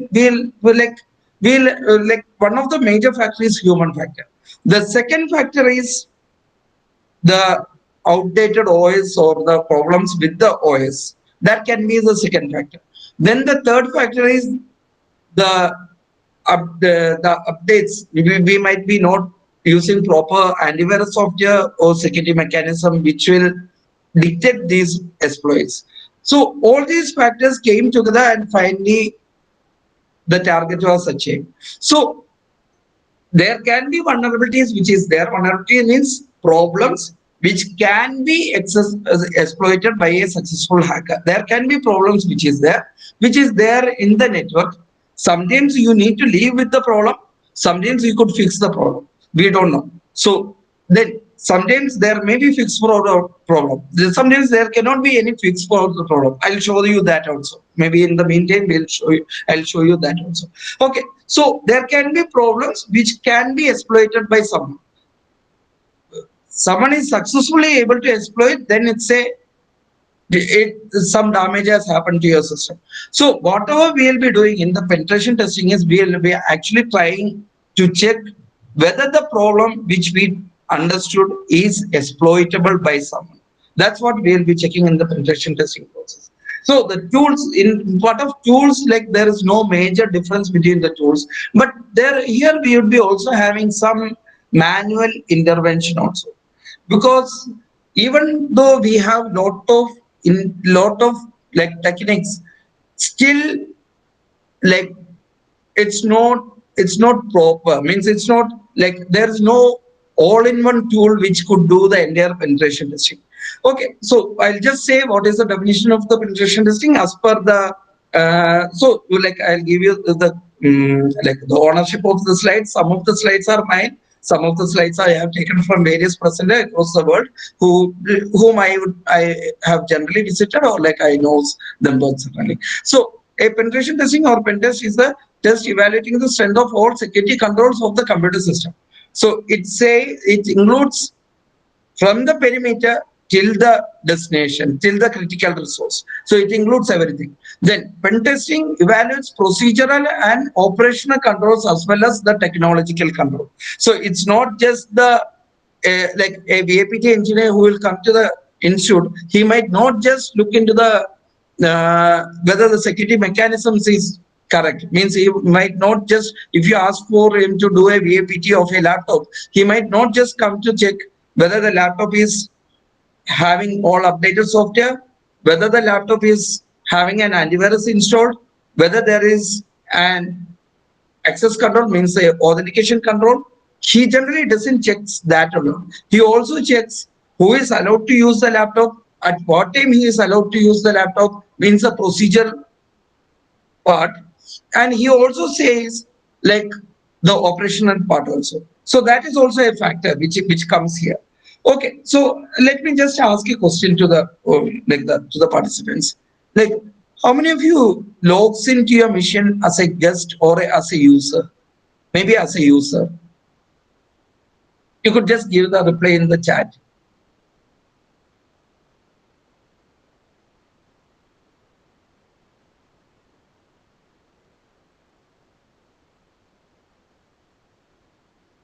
As a user, no. Okay.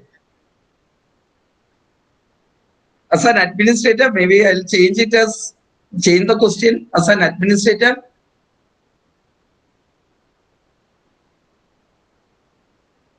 okay, administrator also no. Okay. Yes, okay.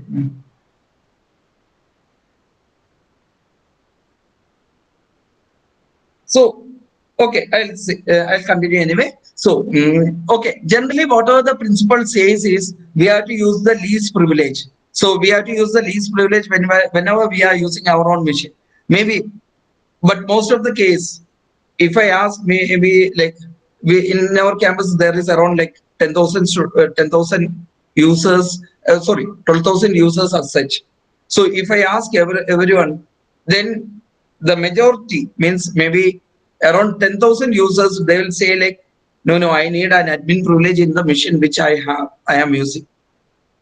Remaining, they will say like, okay, if it's a law, then we don't get the admin privilege, so we'll use the guest privilege, the user privilege. But if it's our own machine, we need the admin privilege. Maybe very rarely, maybe 500 or less than that, they will say like, okay, we are using the user privilege and we are logging into the machine. So that's what the problem is. First of all, the we are not following the actual practices, security practices that we have to follow. So pen test also includes to check whether we are actually following the security practices which we have to follow. So maybe I'll just say the case whatever we had when I was in one of the organization. So we were asked to do the pen test. We were asked to do the VAPT, vulnerability assessment and penetration testing. So then we asked like, okay, how we could plan and do the VAPT. So then they said like, okay, the machine is there, the server is there. Whatever you need to do is there is a web application in the server. Whatever you have to do is you have to do the VAPT and give us the report. Then the next question whatever we asked is whether the server is in production or it's being used in production. So what do you mean by production is like it's live and it's being used by the customers. So whether it's the server is in production or it's something which is kept for the testing, means the development server. Then they said like, oh, it's a production server, it's fine, you could use it. Then we asked what about the data, whether the data is there, what about the data, whether you have a backup. Then they said like, no, we don't have any backup, but whatever you could do is the regulatory, means the regulatory organization, like if it can be certain or it can be CERT, means Computer Emergency Response Team of India. So it can be them, or it can be even the RBI's RBI's banking cert is there, sectorial cert is there. Actually, the banking cert, which also contains a member from the cert. So the regulatory have asked for the compliance report, so you have to do it and give us the report. Then we said like, no, we cannot do it. Then they asked like, why? We are giving you full permission and you could do it. Then the next answer is we are actually going to tamper your data.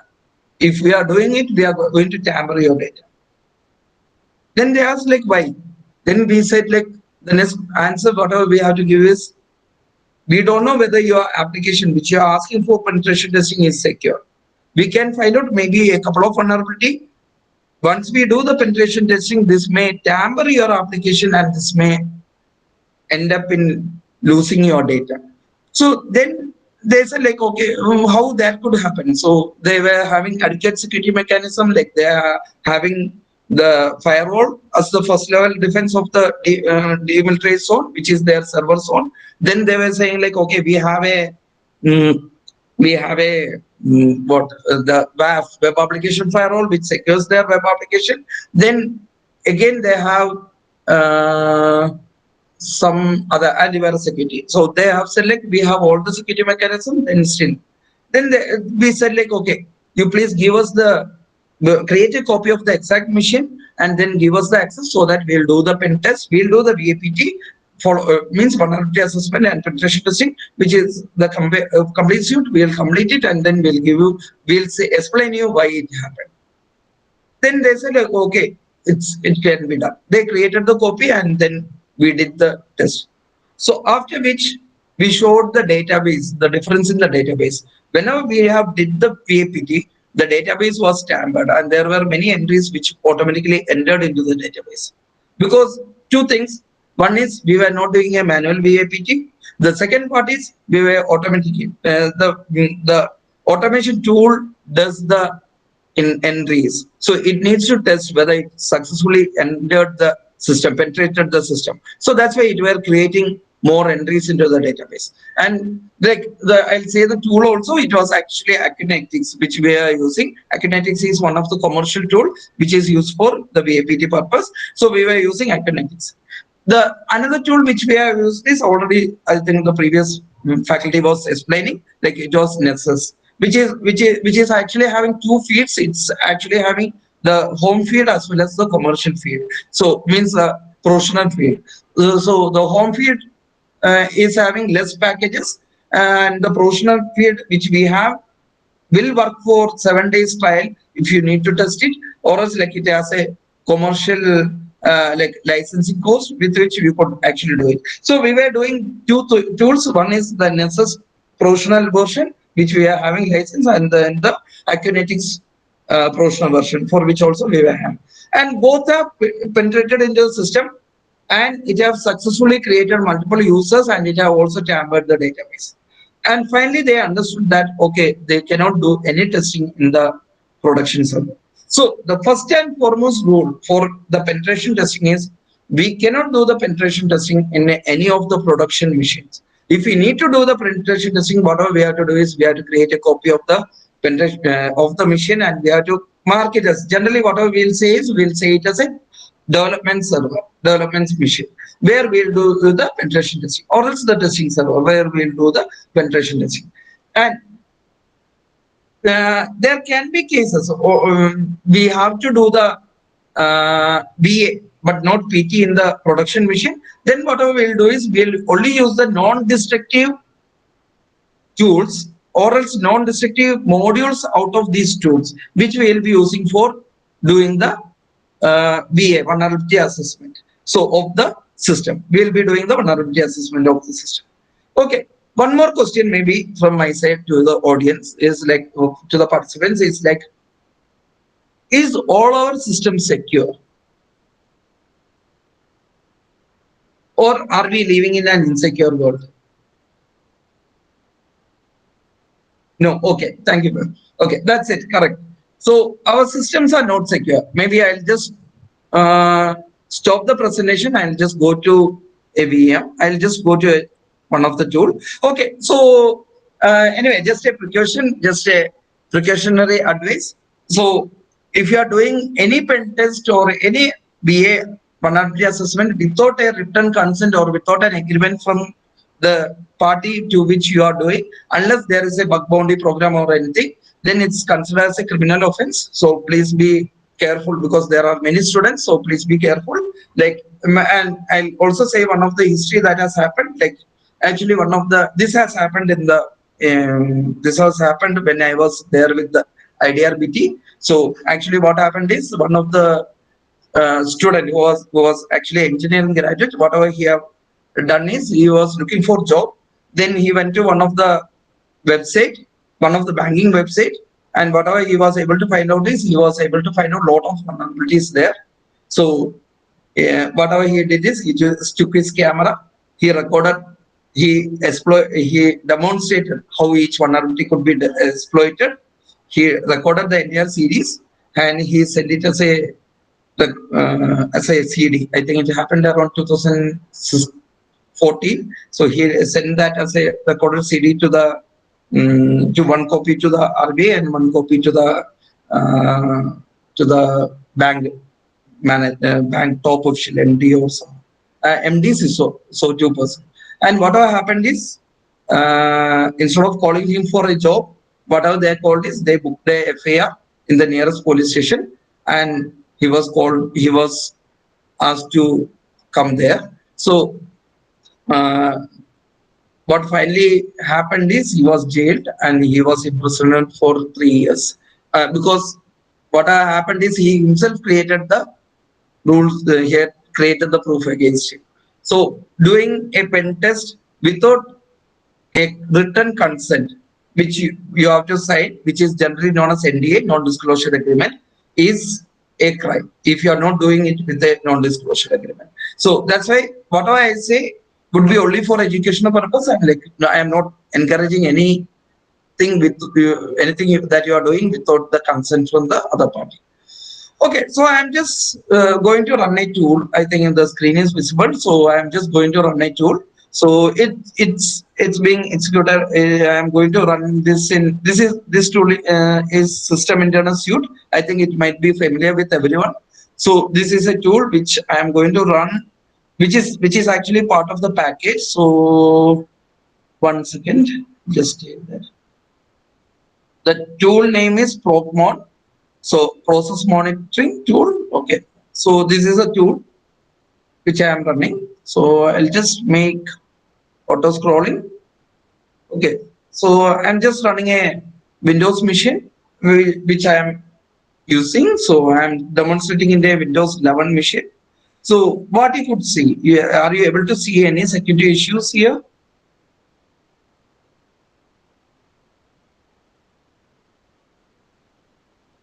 Is there any security issue here you are able to see? It's becoming visible there also. So I'll just keep it for 1 minute so that you could just monitor. It's coming in between. There are issues which is coming in between, which you could note.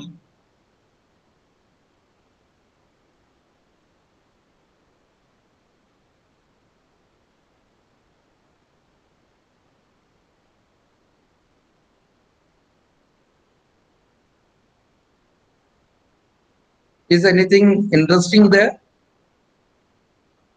Okay, anyway, I'll stop it. I'll just stop the auto scroll. I'll just stop the auto scroll. I'll just move on. Is there anything interesting here?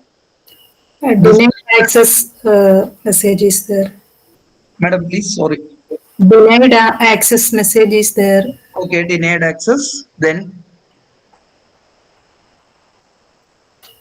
buffer overflow. Yeah, thank you. There is a chat message. Yeah, thank you. Buffer overflow. So, whatever I tried to say is there are many tools which are many softwares which are updated softwares which are having lot of vulnerabilities. So and we are actually living in that world. We are not having a like a very safeguarded system. Our systems are not safeguarded. Means here itself you could see like there is a buffer overflow that has happened. There is a denied access, means access control mechanism is there, but that's a success, means that's a denied access, means it prevented the access, so that's why that part is a success. But here the overflow, buffer overflow is a traditional attack, like which actually emerged out in 1989. If I am correct, I think it's emerged out in 1989. But still, it's there. Still, it's there. And there itself, like we have the stack overflow and the heap overflow, which is still there, which is still active with all the security mechanism. Whatever security mechanism which is brought in, it's still there. So I'm not against any of the software. All softwares are there. Everything has its own vulnerabilities. Everything has its own benefits. But there are vulnerabilities which is there. Okay, so could someone say like who discovered buffer overflow?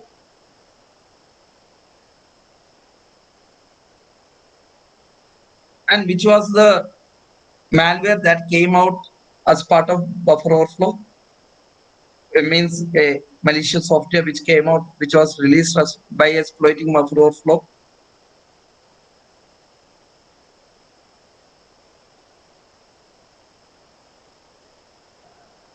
It's known as Morris worm. It's a worm which spreaded the network in 1989. I think if I am correct, it's 1888-89 period. So it's known as Morris worm, which exploited the network vulnerabilities and it spreaded across the network. And the malware was developed. It was not purposeful. It actually escaped its research. It actually escaped its control and it went out of the system out of his control, and it infected the entire network. So and later he was jailed, and he was also like he have done a lot of social work. There is a concept of doing social work in US, so he have done a lot of social work, and finally he presently he is a professor in MIT. So that's a person. So 1 minute, I just go back.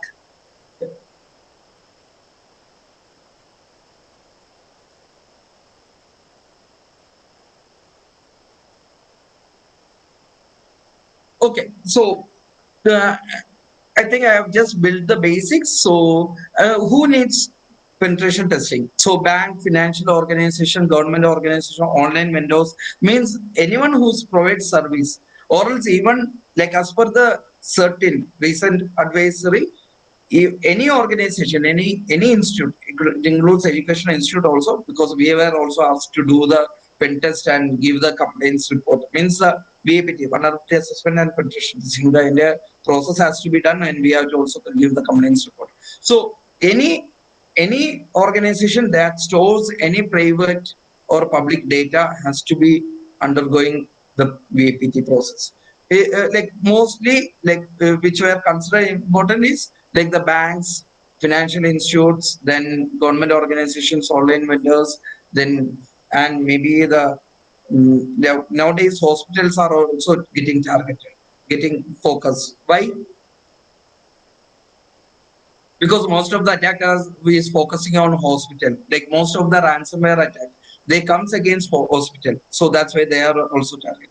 Okay, most certification required or recommended that pen test be performed on regular basis to ensure the security of the system.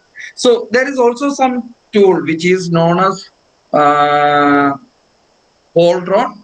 So it's actually a tool which will automatically do uh, 1 minute.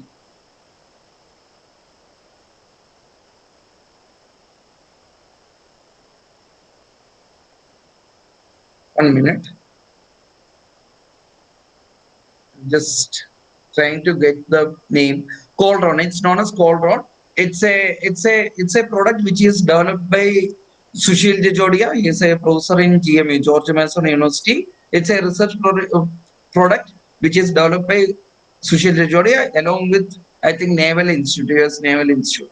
They both together developed, and they are like which acts like a dashboard for any organization, which will automatically do the pen test, and it will update the security score of that organization. It will also create an attack graph on. It will also create an attack graph. Attack graph means how an attacker can intrude into a network and reach the critical system. It will also create that, and it will update that. So Coldron is a tool. So whatever the government recommends is the most this BAPT has to be done in a constant interval, the regular interval, to ensure the security of the system. So I think only this tool actually do it automatically. But as far as I know, it's not available in India.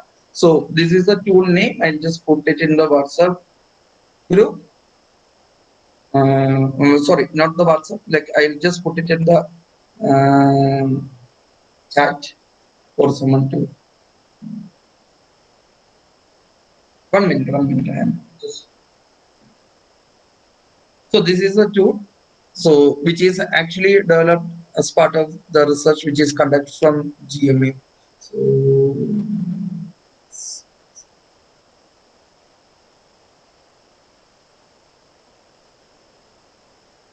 So where they were also focusing on attack graph and all those, like which is actually used for predicting the security of the network, and which will finally come to a vulnerability scoring matrix. Okay, so now I'll proceed further. So you just skip this. Like from where all we can do the VAPT, vulnerability assessment and penetration testing, or else maybe penetration testing. So penetration testing can be done from a insider point as well as the external point. Means from an organization, I can do the VAPT, or else even the PT from inside the organization. Because here what I am saying is an employee who can be malicious. So consider tomorrow the organization is terminating me. So then what all damage I can make for the organization and go out. So that is something which is very important. Maybe I can erase the entire student database and go out. That will be a huge damage for them, or else the financial system and go out. So what all a person who is internal can do, and what all a person who is external can do, means external to the organization. So that means both the point we'll be doing a VAPT. Then we'll be also doing a VAPT in the overt versus covered channel. So covered method. So like I'll just say this is actually one of the project which me and my guide have started in IDRBT, which is where we have this is actually known as IB card. So one second, I'll just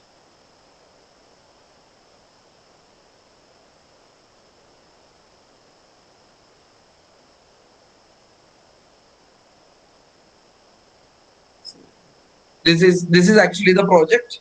So where we will actually whatever we'll do is we'll inform the chief information security officers of the bank, saying that we'll be doing an attack, to the bank premises in at a period of time. So it's there, it's not a cyber drill, which actually certain also does. So where we'll say like, okay, we are going to attack their infrastructure, and you need to create a equivalent infrastructure which is part to their production network, and they have to give that access to us. But we won't say when we are going to do it, exactly at what time we are going to do it, which type of attack we are going to do. All this information will be kept hidden. And then whatever we'll do is we'll initiate the attack, and we'll we'll ask them to submit the report after maybe it would be like 5 hour period from the starting till the ending. In the 5 hour period, we'll do a couple of attacks, and we'll ask them to give the report of that, which is actually not known to the employees who is working there. Because whatever generally what happens in the bank is mostly it would be outsourced employees who will be working based on the firewall team or the firewall units which is supplied. So mostly they won't be aware of this, and whatever they'll be doing is they'll be actually doing their own like regular routine work, and they'll be also asked to say that, okay, there is one more server which you have to safeguard and secure the system. Then then they will say like, okay, report any attack which is there. In meantime, we'll be doing the attacks. So after 5 hours, they'll send the reports of like means through CISO through the CISO. CISO stands for Chief Information Security Officer of the organization. Through the CISOs, they'll be sending the report back to the IDRBT. And at IDRBT, whatever we'll do is we'll analyze each of these reports, but we'll be doing only for a limited bank of banks at a particular point of time. We won't be doing it for all the banks, even though many banks would be there. Some of them we won't be doing even a single attack. Some of them we'll be doing attacks, and it would be heterogeneous also. Like maybe one bank attack would be different from other bank attack.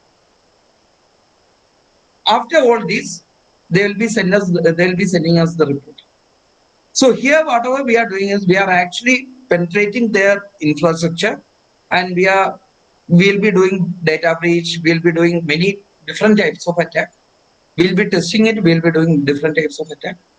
Sometimes we might not be able to successfully do it, but we'll be giving a fingerprint there, saying that, okay, we have tried to do this, and it's up to them to find out and inform us, saying that, okay, this is what has happened. If they have successfully done that, then they are like, we'll say like, okay, their security mechanisms are fine and they are safeguarded. So that's also one of the requirement why we do it covered, because the employees won't be knowing exactly what is happening, because the attack doesn't comes with an information, so they comes without an information.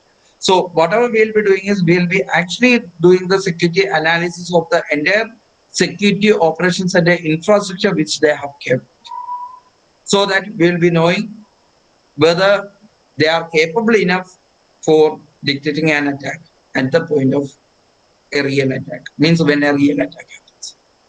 Then we'll be also doing the attacks which is informed, but that we'll generally carry out over the means over the off day, which may be a weekend or maybe like when there is no means midnight. That's what we generally does in the back. So it's over the night. Mm. It's again in the not in the production. It's again in the testing server. Okay, so this is the entire VAPT procedure, not just to okay. This all I'll just keep. Okay, so one of the tool which we'll use for the network enumeration is Nmap. I think already sir might have covered that. Then the other tools which we generally use, I'll just list out the tools for your understanding. So which we generally use is we'll generally use Burp Suite. Then we'll be using NSS OpenVerse. Then OpenVerse is an open source tool. Nessus is is a commercial tool. So when Nessus became commercial, Nessus was initially open source. When Nessus became commercial, then they started a open source part, which is OpenVerse.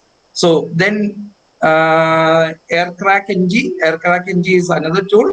Metasploit is another well-known tool. Metasploit, which contains a lot of bug exploit capabilities. Then like other tools which we have is like the John the Ripper, then which is used for password cracking, then SQL map, then like Hydra is another tool which we have. We'll use all these are open source tool which you could get it. Like then network sniffers like Wireshark, network sniffers are there. Then we'll be also using various exploits which we get from exploit DB, which is available in internet, which we could actually get for like there are a lot of live exploits which we could use for doing the exploit of various applications which we will use. So like from here we'll take which we need to maybe like if I am searching like buffer overflow, then I'll get a couple of them. So you could see like the stack based buffer overflow, or else if I am even if I am checking like heap overflow, then I'll be using that. Mm. So all these tools are available, which may lead to privilege escalation and all. Okay, so these tools also will be these like means developed program kits also will be using, and we'll be also using the beef, which is actually used for BEF, which is actually used for like doing the penetration testing, then Nikato, then other app. So all these are the tools which we will use. So and nowadays with the introduction of GPT, there is also Pentest GPT. So because I haven't used it, I don't know how efficient it is. What are the benefits? But that is also there. So what I just said is I have just said the tools list of tools, but I'll just show you how you are going to actually test. Consider you have a mission, how you are going to take one of this exploit and actually test whether this exploit works in that mission. So for this, like what I am doing is I am just doing a privilege escalation exploit in a Windows mission. Windows, like 1 minute, sorry. Windows 8, Windows 8.1. This is a machine. So where I am actually having a set of code which I have taken from exploit DB. It's a well-known, it's a vulnerability which was discovered by the Google research team, which is there, which is who are doing the Google Zero Day project. It's actually part of the Google Zero Day project. I'll just share the link.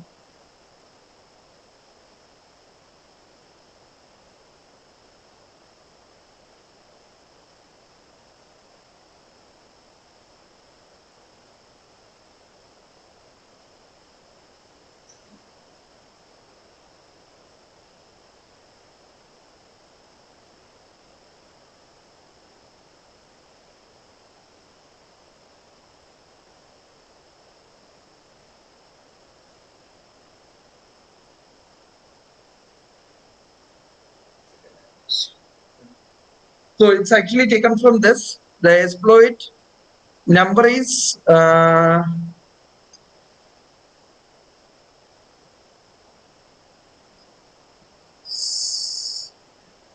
think I missed it. That's the number.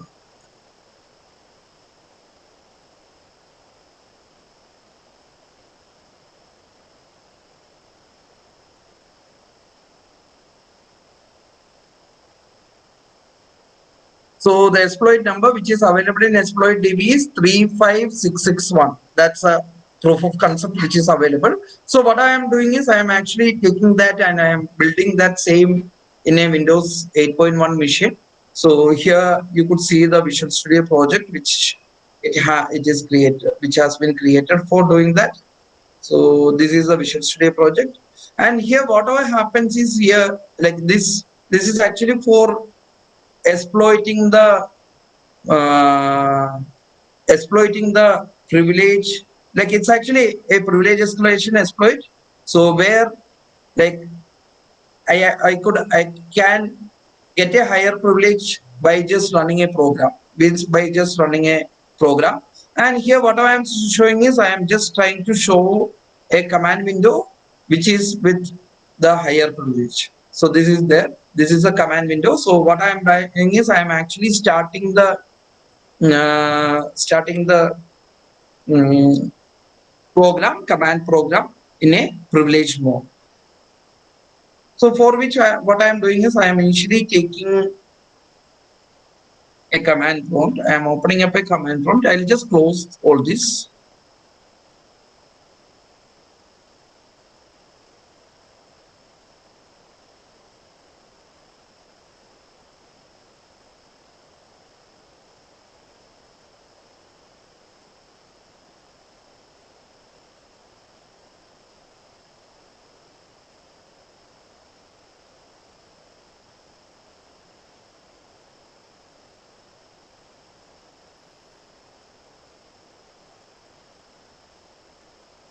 So this contains two parts. There is one executable which is being made and there is a test DLL which is being made. So I am going to that particular folder where the code is there.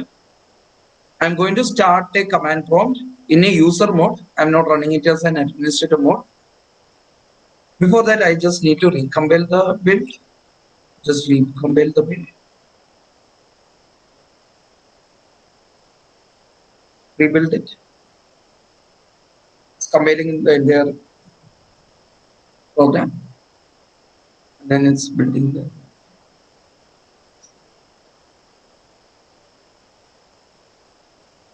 it's just now built.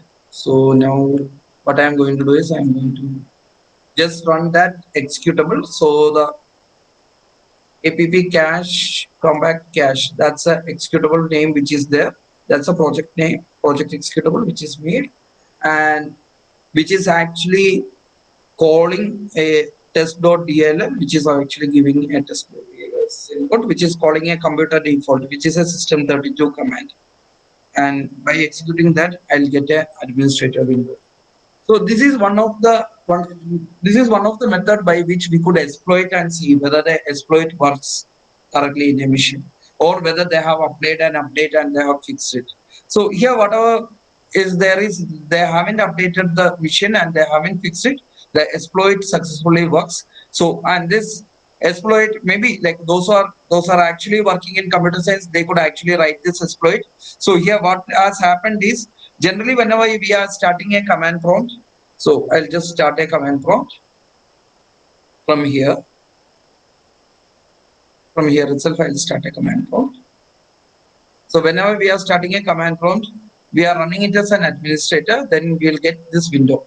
This window is preventing us from running any tool. So this window is actually preventing us from running any program in administrator mode, which is not required administrator mode. So if we, unless we click yes, we are the administrator and we click yes, it won't run in administrator. So now once I am clicking, then this program runs in administrator mode. This command prompt runs in administrator mode. The same power I am getting by just running a program via the terminal, which bypasses this UAC, user access control. That's known as user access control. This UAC mechanism is bypassed, and then I'll be getting a administrator mode. So there are still, if you just go to the exploit DB and if you see, then like what I did is I just took Windows 8.1 to demonstrate it easy because which was readily available with me. If you actually see privilege escalation, so once again.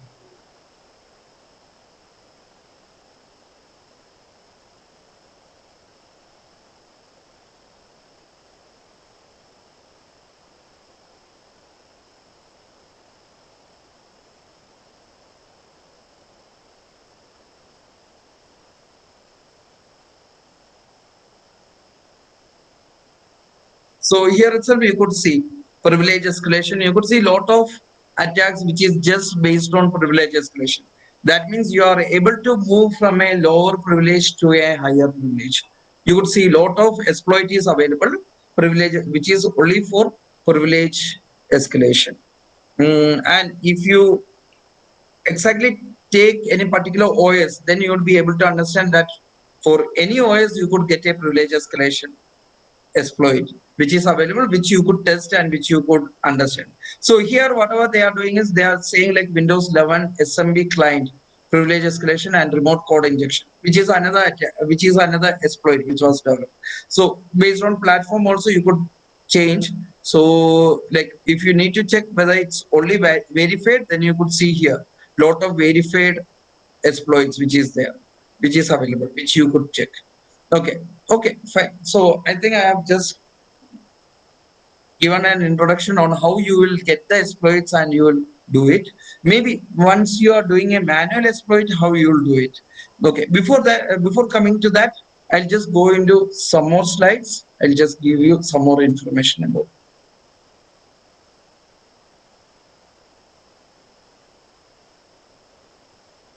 Once again, I'll stop sharing and restart it.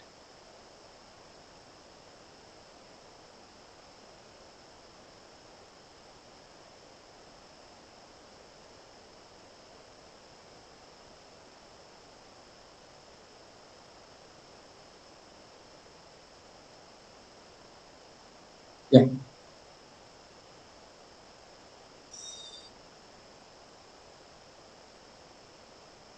Mm,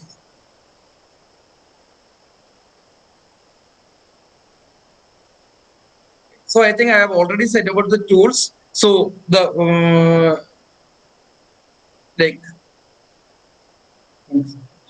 okay, now what I am trying to say is I am trying to say about a tool which was tool which is used for doing the penetration testing. So web application attack, I'll show it manually also here later. So like which with which you could use, or you could use it for authentication, section management, access control, client control, backend interpreter, and attacking the user. So for all these parts you will be able to do it. So it's here whatever the tool which we are using is we are using a SAP, SAP, which is a well-known tool which is there from long time, which is actually loaded into the browser, means it's actually redirecting the traffic from the browser by giving it a reverse proxy. So we'll give it a we'll give it as a proxy, and then we'll bypass the traffic and we'll start monitoring it. So here we'll actually configure the proxy. So we'll make the SAP run in 8080 port, and then we will, so here there is 8080 port, and then we will redirect it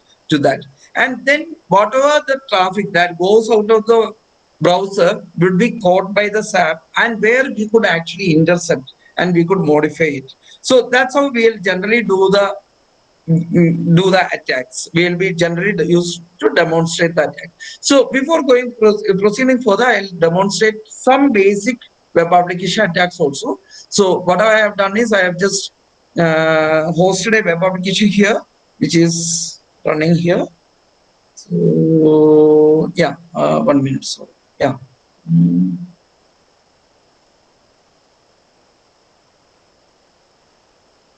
Yeah, this is the web server which is running, and what I'll do is I'll go to the next mission. Yeah, okay, 1 second. Sorry, I'll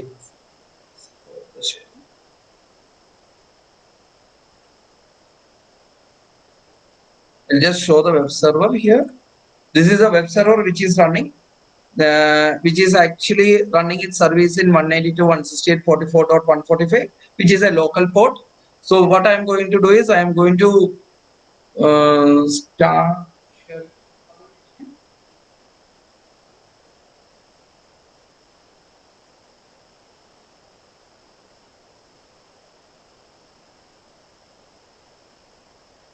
I am sharing from this machine. Is it visible? Yeah, it's visible, right? Okay, so this is a web application. So anyway, this is just local hosted locally. So what can be the first uh, security analysis that I will do? What is the first vulnerability here? Is there any vulnerability here? By seeing this app, is there any vulnerability? Web application, is there any vulnerability?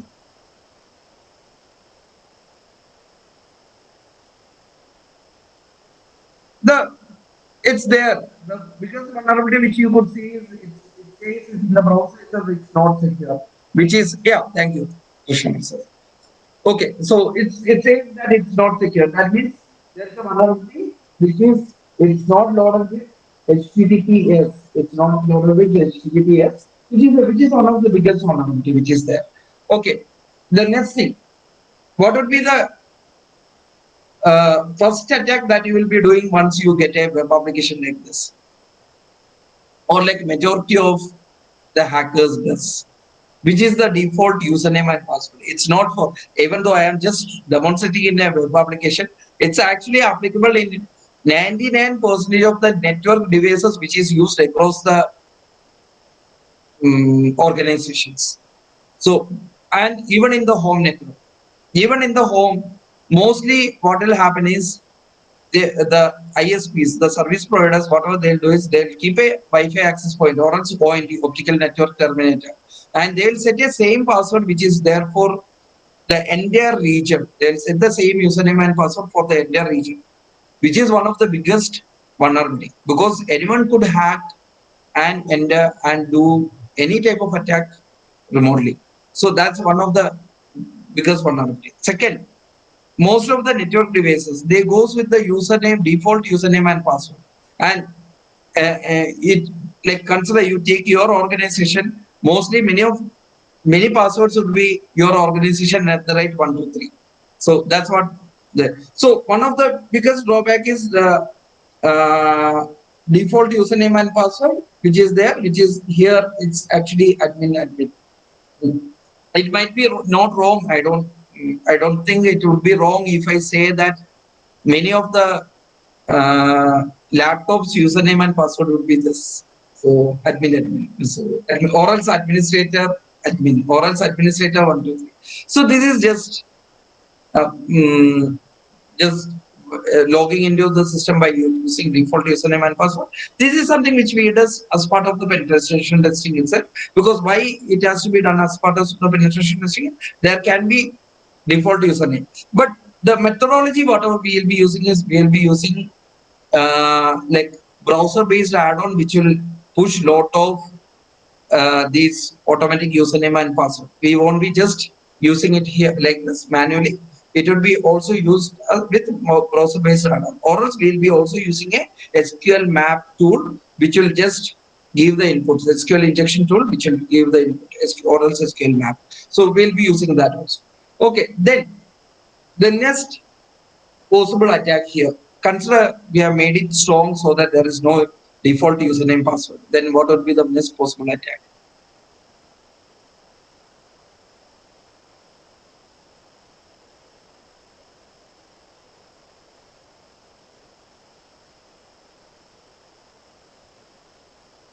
The next possible attack is because there is a field here, so I could do SQL injection here. So what I have written is I have written that's one of another simplest attack which is there. That's like what I have done is I have just written single quotes which is actually for closing that PHP statement. It's actually a PHP based web application. How could I know that? I could know it from the index.php. Then the second thing I could know it is I could know it by exploring the header. So I'll just give the inspect, and if I just do the refreshing of the network, then I could get here some of the details. So here I could get in the inspect tab, here I could get the details. Here I could understand that it's a web application which is based on PHP, which is hosted in a Apache web server, which is 2.47 Ubuntu. It's running with PHP 5.5.9 or something. So it's that's what the information. So this is generally known as the banner mapping, which we generally does as part of the VA and PT. VA also we does this, PT also we does this, and from this information only we create the tentative list of exploits that can be exploited. So okay, from this I could understand that it's a web application which is PHP based. So mostly whatever the combination is, like there can be an SQL database, MySQL database, which is there. So that can be the combination. And like even I could explore more. I could get the PHP info page also if it's very less secured one. If it's like mm, not at all secured one, then I could get the info page also. Okay, then here what I am doing is I am actually like there's a select start from username where select start from user table where username equal to something and password equal to something would be the general SQL statement which everyone uses. So here what I am going to use is I am going to close that input at the time of username field, and I am going to give a statement which is true or 1 equal to 1. It can be any other statement. It can be any other statement which is always true. So I am giving like or 1 equal to 1. Then I am just closing that entire PHP statement, and then I am making the remaining statement as comment. So where minus minus stands for that. So when it goes to the MySQL database and execute, the minus minus will be executed there as comment. So I'm just giving some generic. So and then I am submitting it.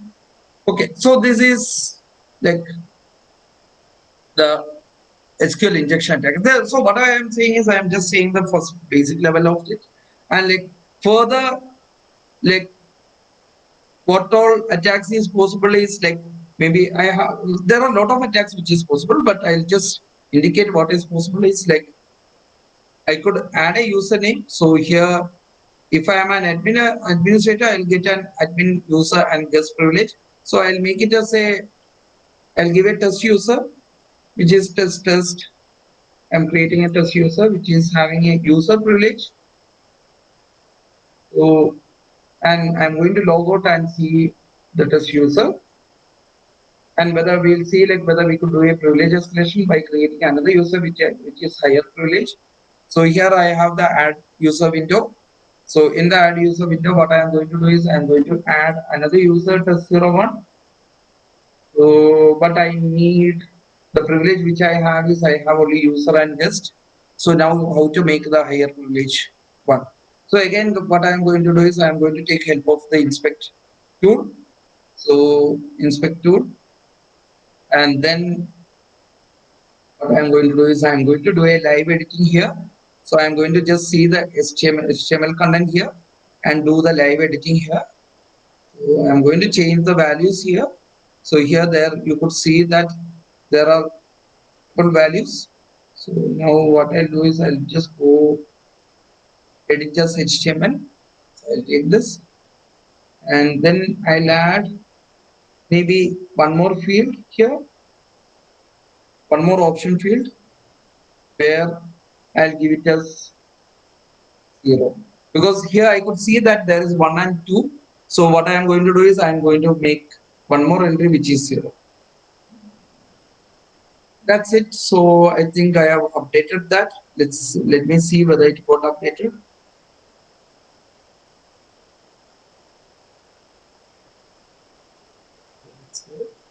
Yeah, so there is 3 entries. So for making it simple, I'll just edit this part of it. Just make it as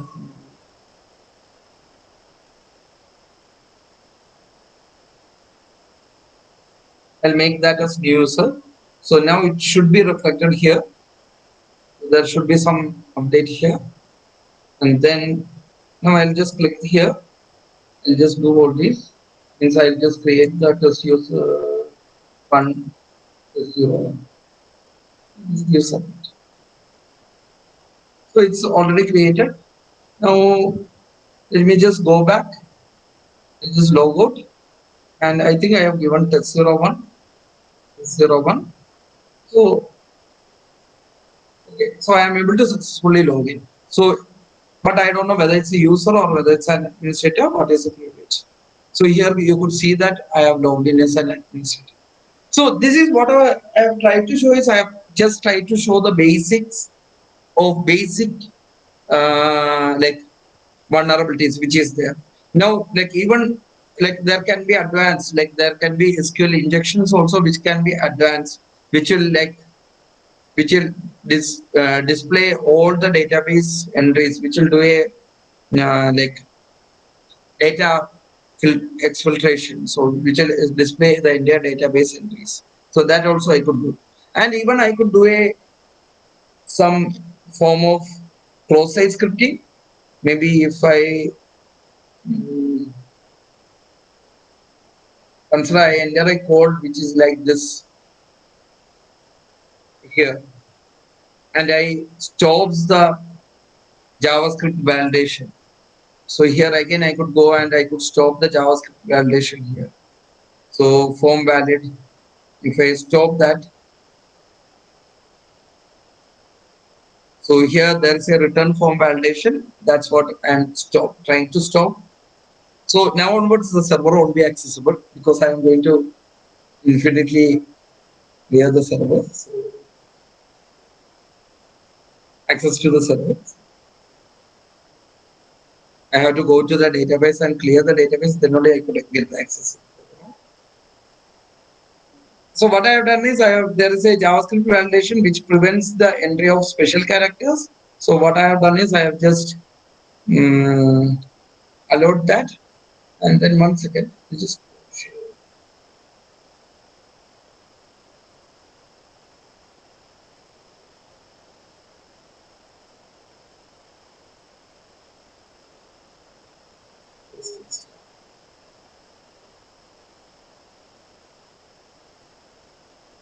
so what I am doing is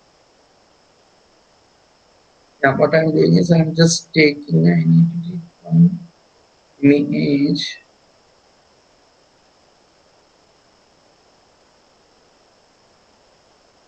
Yeah, so I'll just take this image and I'll submit. So it's successfully submitted. So what has happened is whenever I'm going to the home page, it gets automatically redirected to somewhere. This is what is happening. Means it is actually going to, I think I have given the URL, some like error is there. So I think it's HTTPS. I haven't given it properly. So that's why it's going to, we could see here, it's going to idrabt.ac.a, which is a HTTP page. That's why it's like I haven't given HTTPS. That's why it's going to HTTP page. So that's why the page is not shown. So like once I log out the application, what will happen is I won't be able to access the page at all. This is what is going to happen. So I won't be able to access the page. The website is no more accessible. So it redirects to some other site. This is what is happening. Like what I am doing is I am actually inserting a cross-site script into the page. So whenever I am going to my site, someone is visiting my site, they will actually automatically redirect to this site. So this is also used by many of the hackers to increase their hit count also. Okay, so I'll just stop this. Any clarifications, anything in this part, I'll just answer. I'll just go to one more demonstration, a small demonstration. So before that, any clarification, I'll answer. So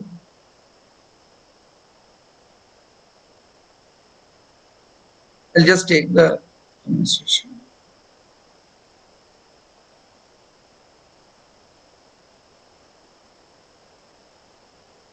So here what I have done is, I'll just say about the scenario what I have done.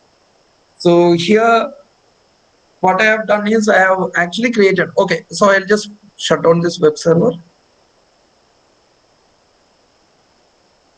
Yeah, so what I have done is I have just created 3 machine to save the RAM. I have just created an old machine, but it's equivalent to whatever you are using now. It's equivalent to a Linux machine which you are using, because I need to run certain tools. That's why I have taken this machine. So it's actually a Red Hat Linux machine which is there.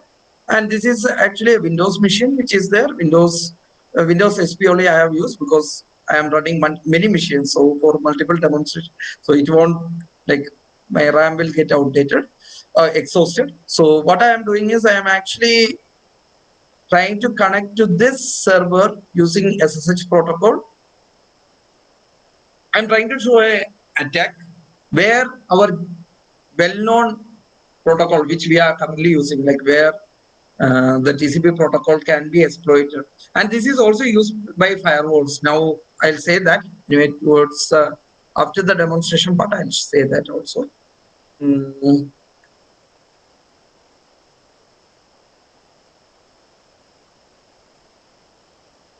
So my system's IP address is 192.168.70.129.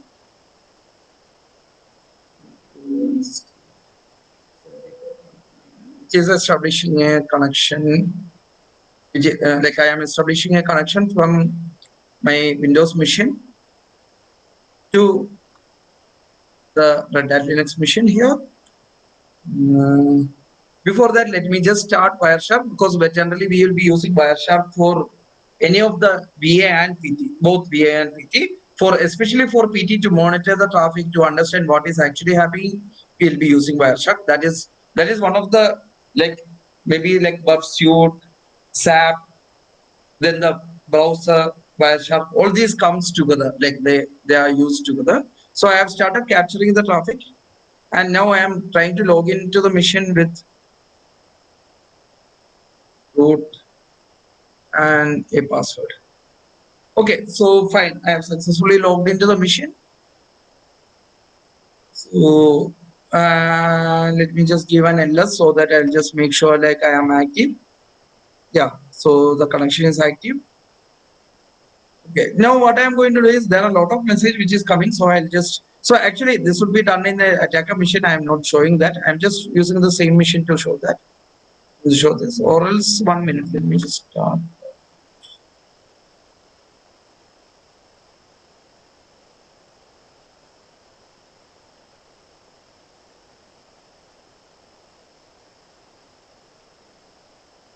So that communication is here.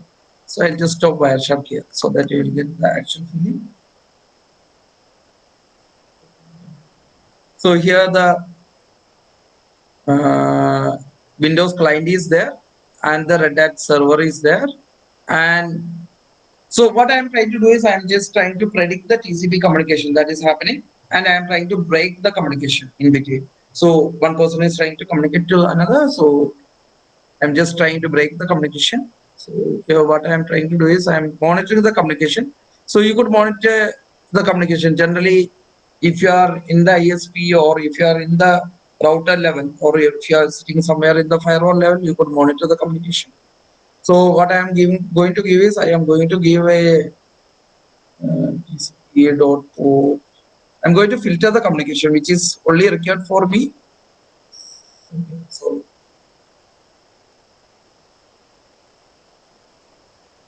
yeah, I've just filtered the communication. So here you could see that the last communication happened from 70.113, which is actually the, so 129 is the server and 130 this is the IP address of the line machine. So the last communication happened from 70.131. So 70.131 to 70.139, where it has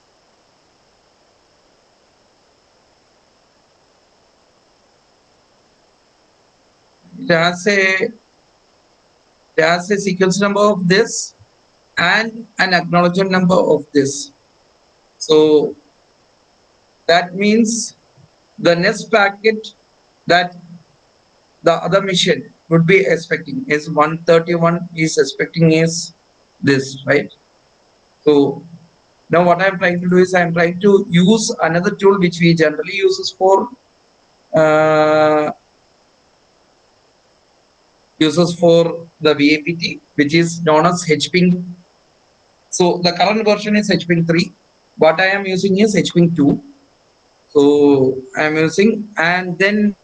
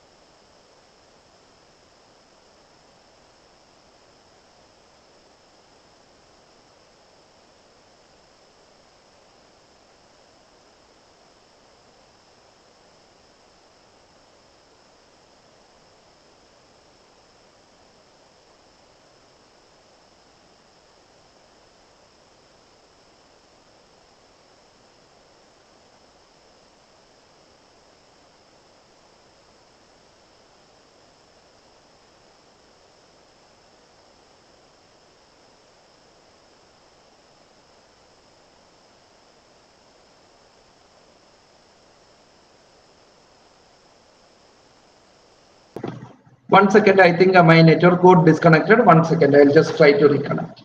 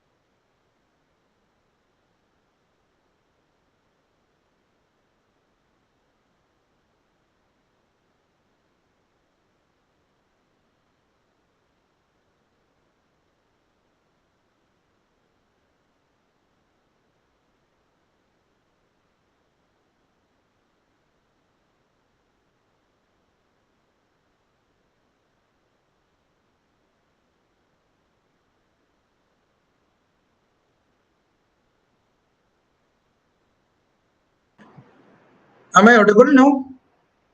Yes, sir. Okay, sorry, my network got disconnected. Okay.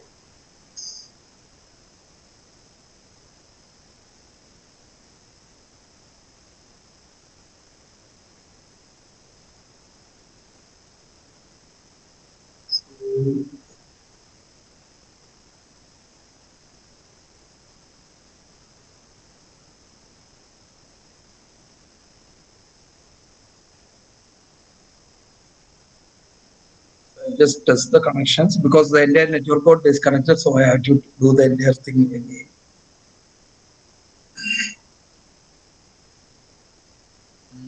So I'll just speed up.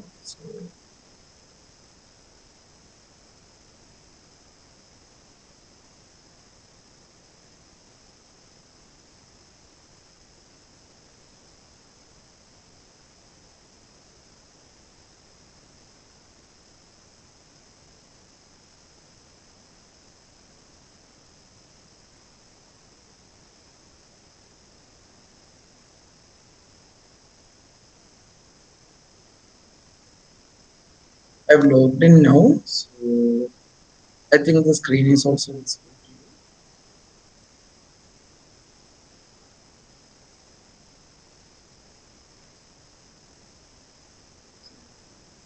So these are the 4 machines which is there.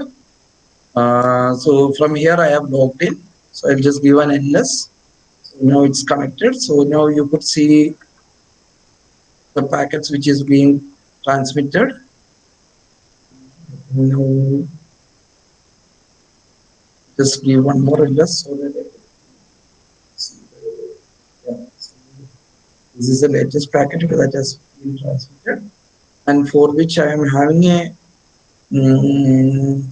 acknowledgement number of 148057631, and I have a source port number. So now what I am going to do is I am going to create a reset packet from the attacker machine.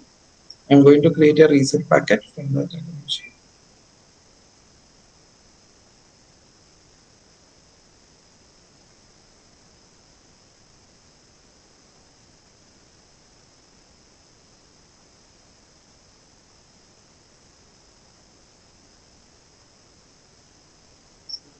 Where to where I need to send? I need to send from 129 to 131.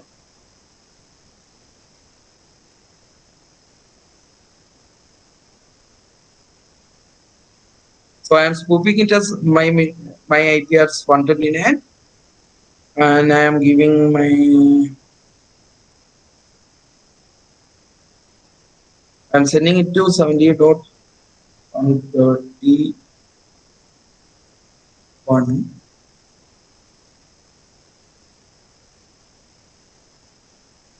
Here I have to change my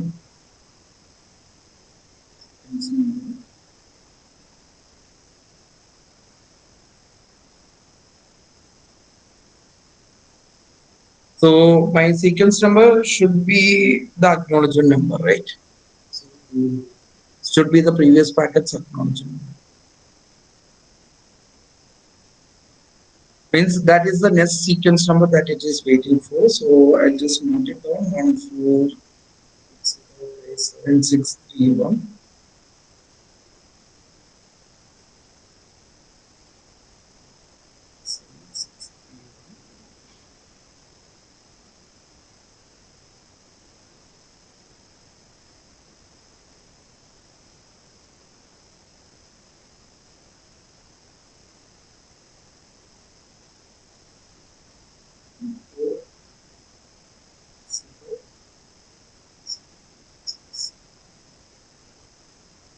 And I have to set the port number to which port it has to go. So here the port number is 1098. The source port is 1098. So that has to be, sorry, 1098. That has to be given here. So what I am doing is I am just creating and fabricating the packet, which is actually with the HPing2 command. The current version is HPing3.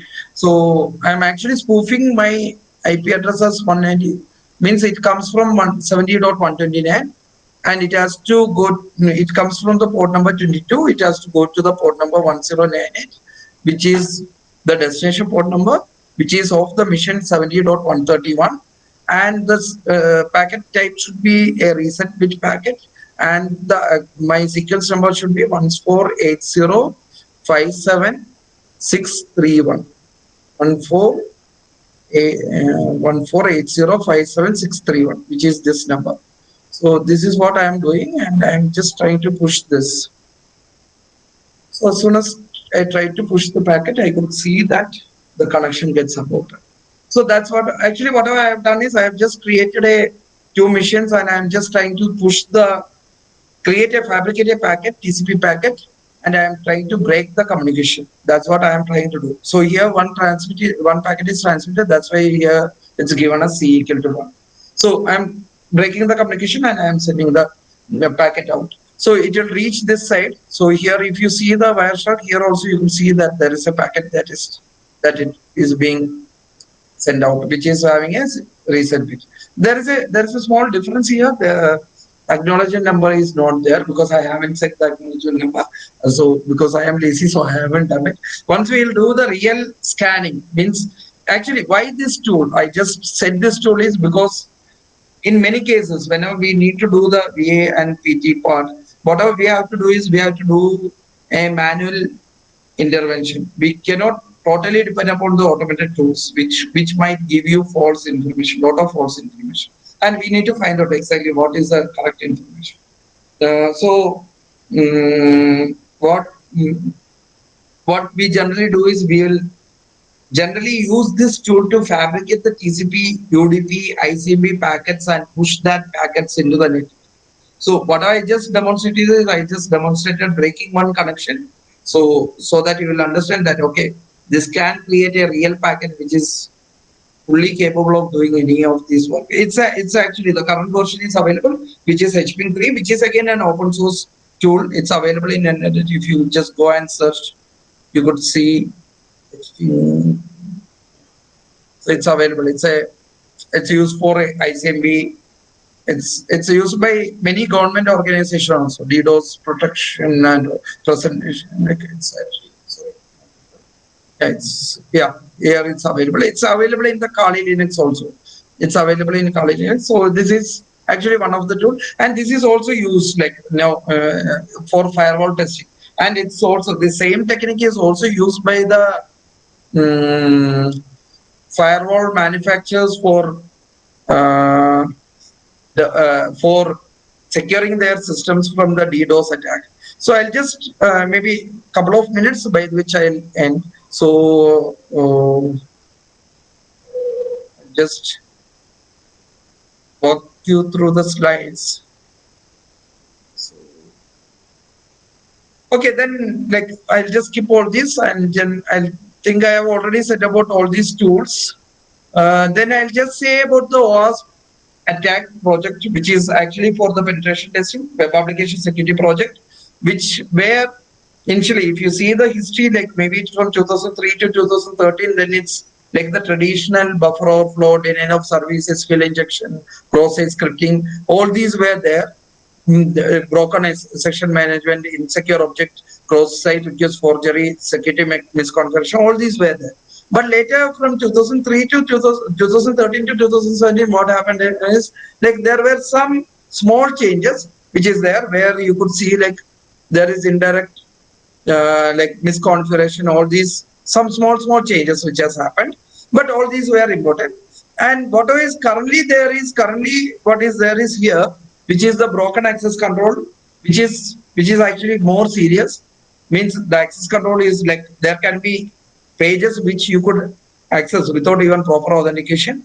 Then the cryptographic failures where like your data is not encrypted, your whatever data you are storing is getting like in plain text, which is getting stored in plain text, which leads to data breach. Then the injection, like the injection have moved. Injection was there in the first till that point. Now it has moved to the third.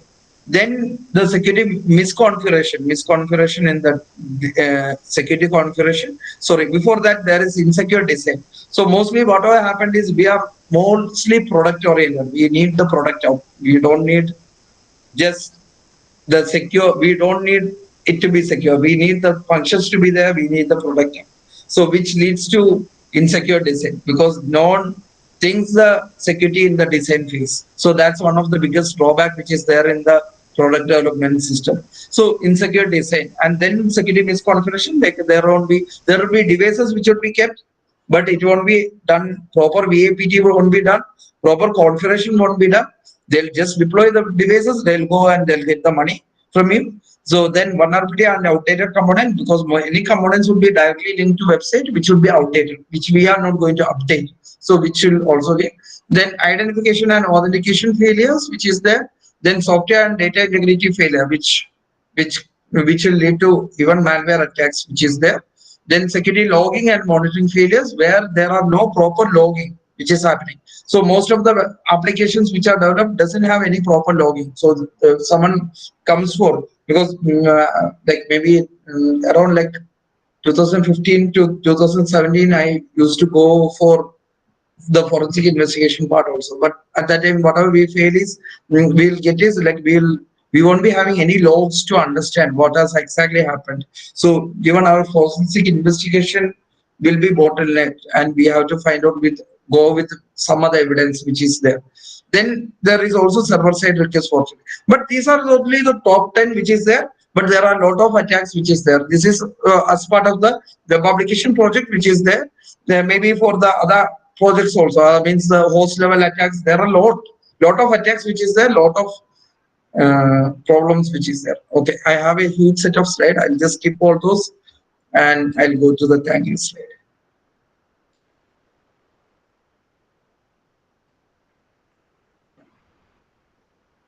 Any questions? I'll answer.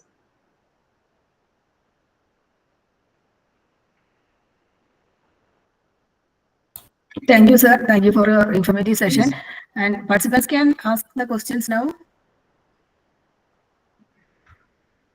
And from my side, I have one doubt, sir. Ma'am, please. As we are evaluating undergraduate project, how we can inculcate this secure computing and security concepts in their project, and how we will verify that their project work is secure, especially secure design, all these things, how we can pass the system based Okay, on that. so ma'am, whatever you can do is, one is like whenever they do the design itself, they propose the system architecture. You could ask them to include all the security, means wherever the cryptographic system is used, what type of algorithm they are proposing. So that you could ask how the data is getting stored. Generally, whatever we say is like there is a database. You could also ask them to say like what is the communication, means what is the interface with which you are going to store the database, means an encryption mechanism through which it has to come.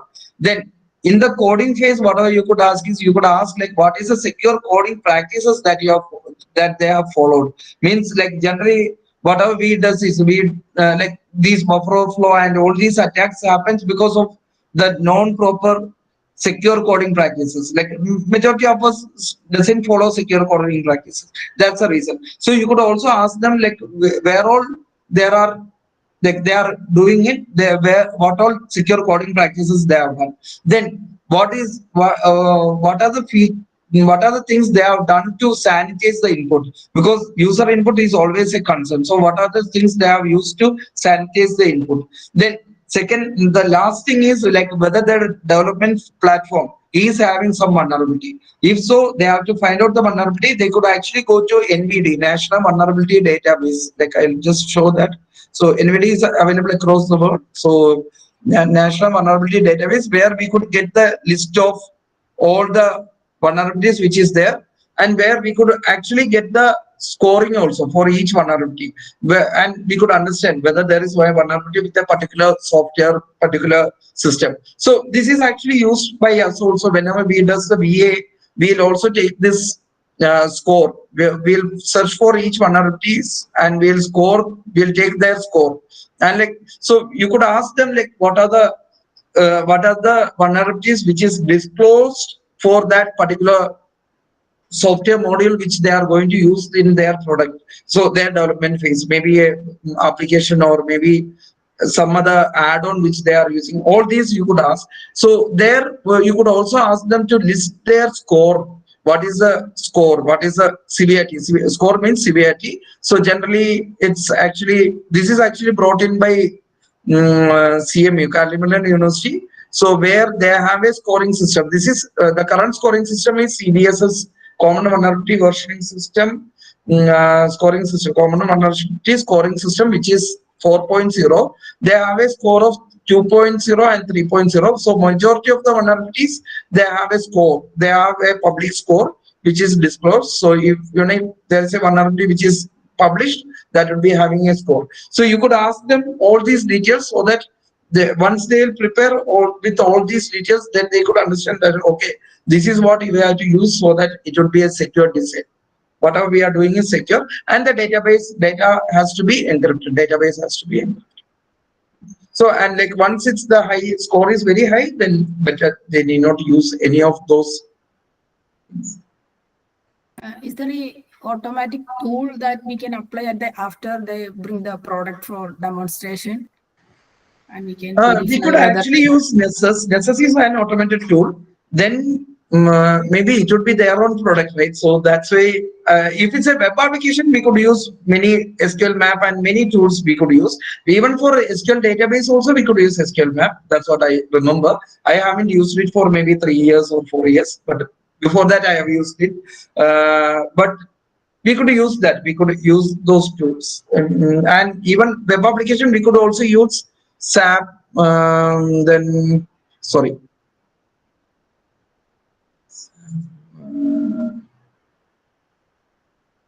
Yeah, so this we could use. Then Suite is there. So you could ask them to do a VAPT and give that report also. So this is another tool for web application. All these, majority of these are there for web application because most of the attacks are supposed to be happened in web application rather than in system. But the truth is, like, in systems also, due to a lot of outdated components, there are a lot of attacks that is happening, like as I have shown in Windows. In Windows itself, you could see that there are buffer overflow that is happening. So like there are tools which open source tools itself. Generally, I works with majority open source tools. Unlike like I have worked with Akinetics, which was commercial, which we were having license when I was in IDRBT. So Akinetics, then some other tools like which is actually part of the same flow. Metasploit's commercial version. Thank you, sir. Thank you for the detailed description. Anything we should be careful about our AI-based projects? I don't know. Okay, sir. That may be. Thank you, sir, once again. On behalf of the Government Engineering College Wayanad, I would like to propose my sincere gratitude to Hiranvinath. Actually, he's a very busy person and his profile also very exciting, and he's a very resourceful, experienced person and in this area of cybersecurity, malware analysis and forensic. And if we have this, we are lucky to have such a wonderful person to our session. Thank you, sir. Thank you for making effort and spending time with us. I think all the participants are also satisfied and have no query. If something you can raise now, otherwise we can leave the system now. Thank you. Thank you once again, sir. Good night. Thank you, ma'am. Thank you all. So Thank you, sir. thank you, ma'am. Okay, then I'll leave. Anyway, Okay, hopefully sir, there thank is you. no other queries. Okay. Okay, thank you. Thank you all. Thank you. Okay, tomorrow our session will start at 2 p.m. and it will be at till 6:30. 3 sessions will be there. After that, we have a small test and followed by a feedback. All should be ready with the PPTs, review the PPTs and come for the test. It will be a multiple choice questions. Thank you. Thank you all. Good night.